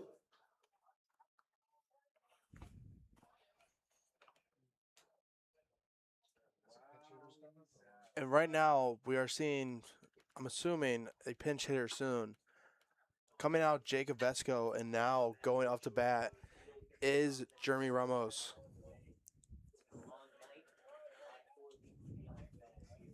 And right now, Jeremy Ramos is playing 8 games. He started 8 with a 286 batting average, 21 at-bats, 6 hits, one of them being a double, and 6 RBIs right now. Big at-bat for him right now to come in as a pinch hitter and get the job done. And then on deck, we also have Joey Socorro warming up instead of Luke Rubinski. So a crew of pinch hitters coming up at the plate and on deck for the Muckdogs.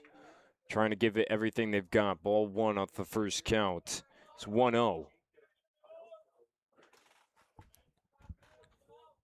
Coach Grant trying to find serviceable substitutions and go with a plan he's got in mind for the top of the 9th. 1-1 count, following strike 1 for Ramos.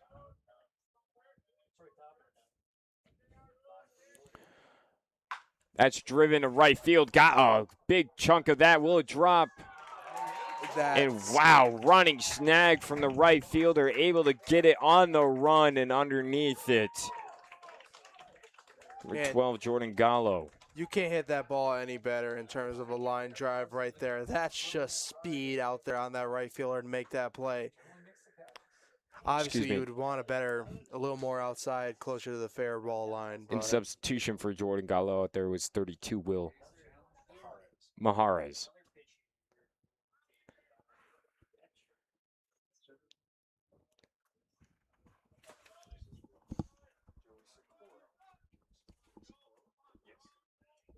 Now batting, Joey Socorro.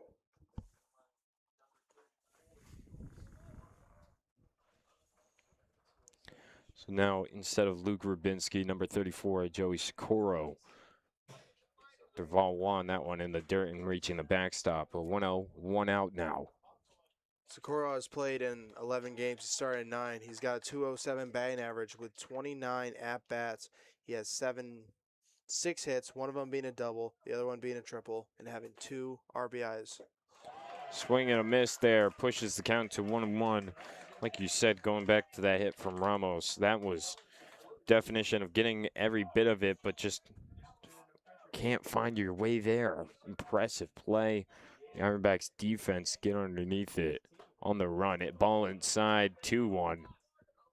But I mean, think like a goldfish or not even that. Just move on.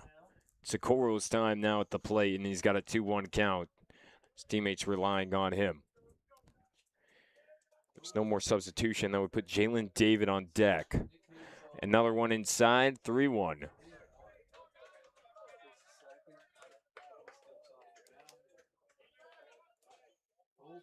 He's trying to get comfortable. Not trying to allow Socorro a free base in this situation.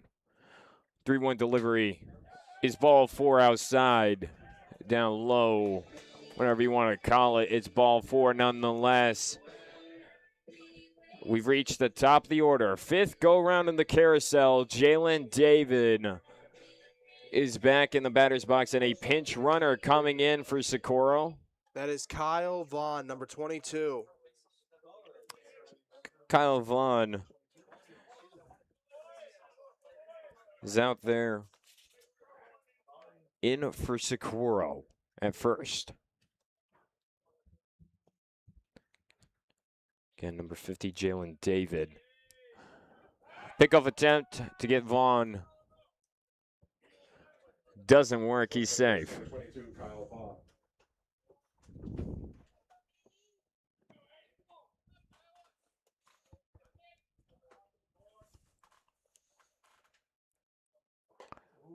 Ball inside.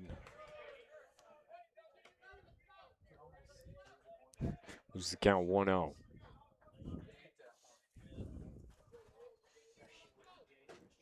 And a dance back from that.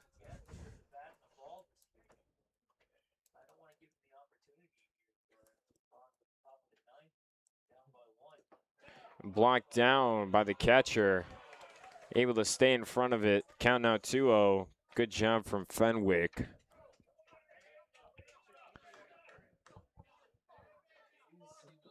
Trying to ensure that Vaughn, really anything for the Muckdogs, doesn't come free.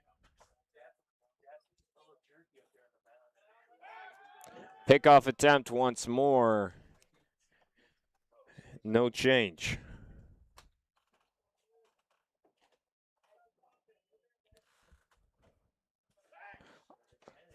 Deja vu, nothing. Another pickoff attempt. So, like I said, nothing for free here. Everything's going to be a fight. Tooth and nail, runner going. The throw to 2, it's on in time. Wow, And that throw is perfect. That's a perfect throw right there. There's nothing you can do as a person stealing the bag right there. He just threw it perfectly right there for the tag. He didn't even have to move his glove. That is unfortunate if you're a Muckdogs fan right now. I feel like you could feel that. They had an idea, the multiple pickoff attempts. They were daring him to go. He goes, and Fenwick was ready for that. Ripped it right by Hayes. Like you said, perfect positioning. Ball right there where it needs to be. And ball 4 puts David at first. Almost like never happened except another out. So that's not saying doesn't really go along with that. It did happen. 2 outs. Jalen David now on first. And I don't know if you want to be aggressive here in this situation, especially after that throw from the catcher. Obviously, Jalen David's a little bit faster, but you have 2 outs in this situation. You want that runner in scoring position, but you also really got to be careful in this situation. Like you said, that was definition of a perfect throw from the catcher to get him out at second. In time, right where you needed to apply the tag, and they got him. Can't help but admire it, but at the same time, you don't want to. It's strike 1 for Jackson Inman. David at first. Staring down at first against David. Deals home. Swing and a miss. And the Ironbacks are 1 strike away from defeating the Batavia Muckdogs.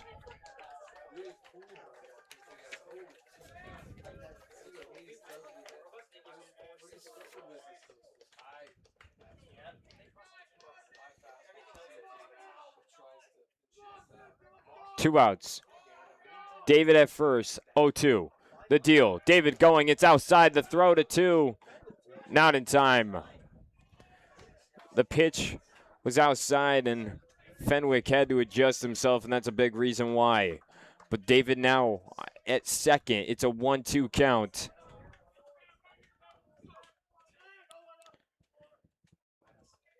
And Inman, bat in hand, has control of the game.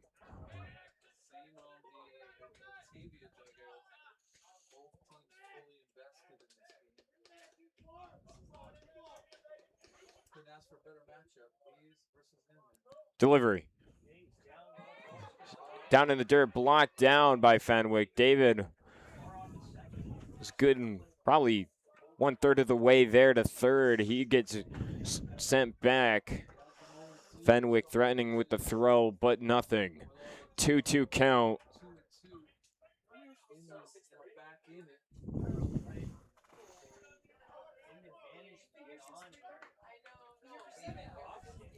Do it again. The suspense keeps building. The delivery.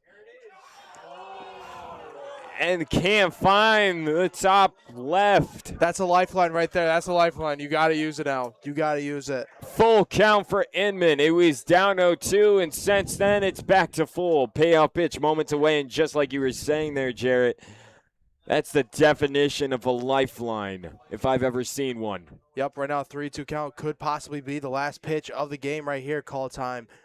Knows the pressure of the situation right now. 3-2 count. Inman going against Hayes. We'll see what we got. Brock on deck just in case if something happens with in terms of a walk or even a base hit. Players both ready. Hayes versus Inman. David on second. Delivery. It's too high. It's ball 4. So went down 0-2. Just like that, 4 straight balls. And the coach visiting the mound to visit Hayes. And there's no one in the bullpen as I expected. But just a quick little, hey, how you doing? Let's get back and win this game. There's now 2 runners on. Inman at first, David at second. 2 outs.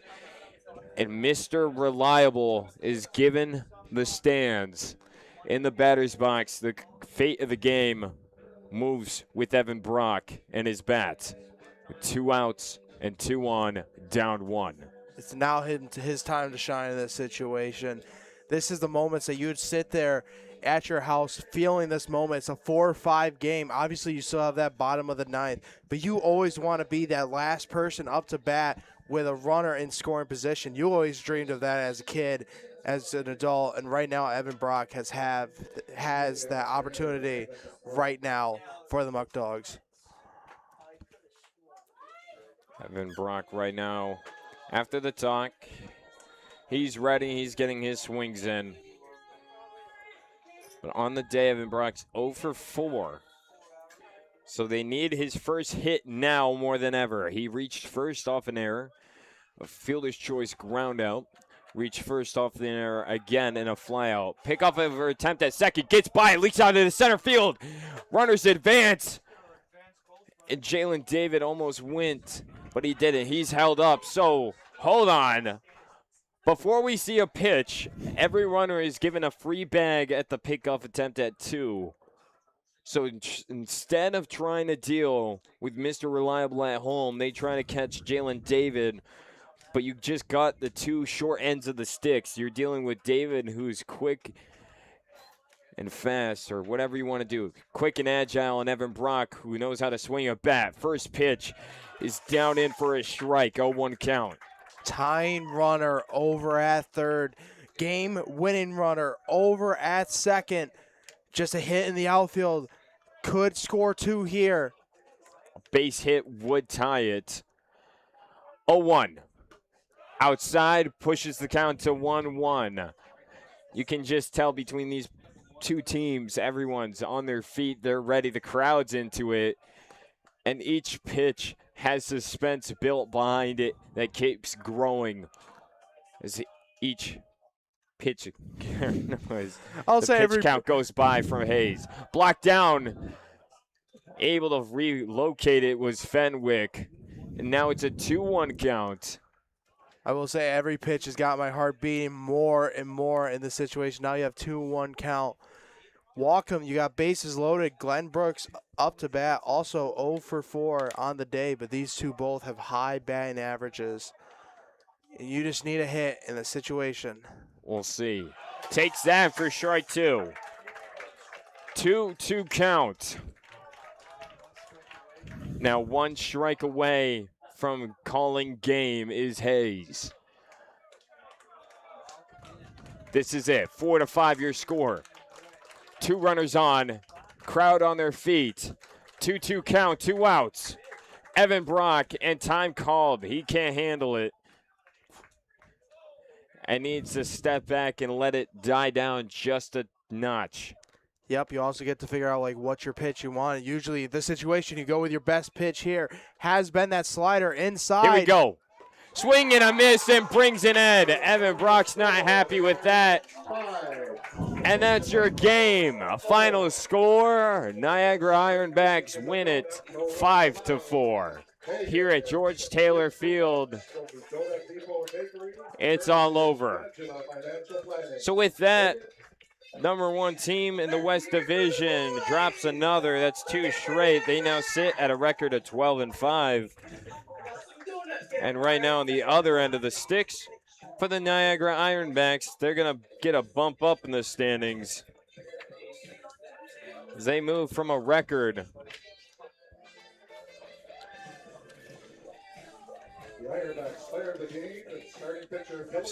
as they move from a record of 7-9 to 8-9. After taking home the win tonight, we saw lots on both sides of the ball for both teams. Jarrett, take me through what happened. Grayson, this game all came down to which team made the first mistake. This was neck and neck, back and back. You look at the stats, they were both very similar, 6 hits to 7 hits, 5 errors to 4 errors. It just came down to which teams made the mistakes. And you look back at that inning where they constantly were walking batters right now. And right now we're also seeing both coaches having conversation with umpires. Obviously the game is over, nothing's going to change. But it was a close game. It just all came down to which team made the mistake. And sadly, the Batavia Muckdogs were the team that did it, as now they got to go to Jamestown against the Tarp Skunks. Another big game that could affect the standings. But right now, they've really needed to take this win tonight. So with that, the game comes to an end. There's your final score, Mox, as it stands. Again, 4-5, your final score. Batavia, they came in today 12-4. They dropped to 12-5. The Ironbacks improved to 8-9. And now with that, they're tied with the Jamestown Tarp Skunks for first in the West Division. Jamestown does not play today, and now it's duking it out is the question. It's not the conference, but the division in question for the Muckdogs. Again, your final score, 5-4. Niagara Ironbacks take home the win here at home, all the way up in Ontario, Canada.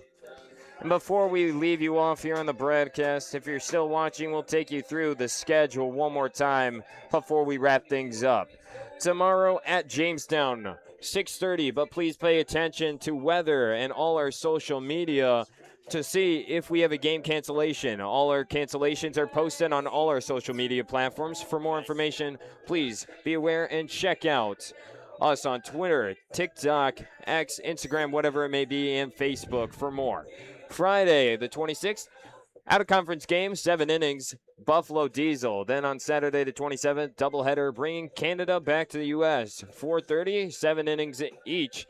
Second game will follow up 30 minutes after the first game's conclusion. Sunday at Newark at 5 o'clock on Sunday. Monday's out-of-conference game against Syracuse at 6:30, again 7 innings. Tuesday, we're back in Canada for 6:30 game. And the 1st of July, Wednesday, hosting Jamestown. So that rounds out the next week worth of schedule for the Batavia Muckdogs. But again, final score, the Ironbacks taking home the win 5-4 in Ontario, Canada. And again, thank you for joining us with our broadcast here on YouTube. And we wish you a good night.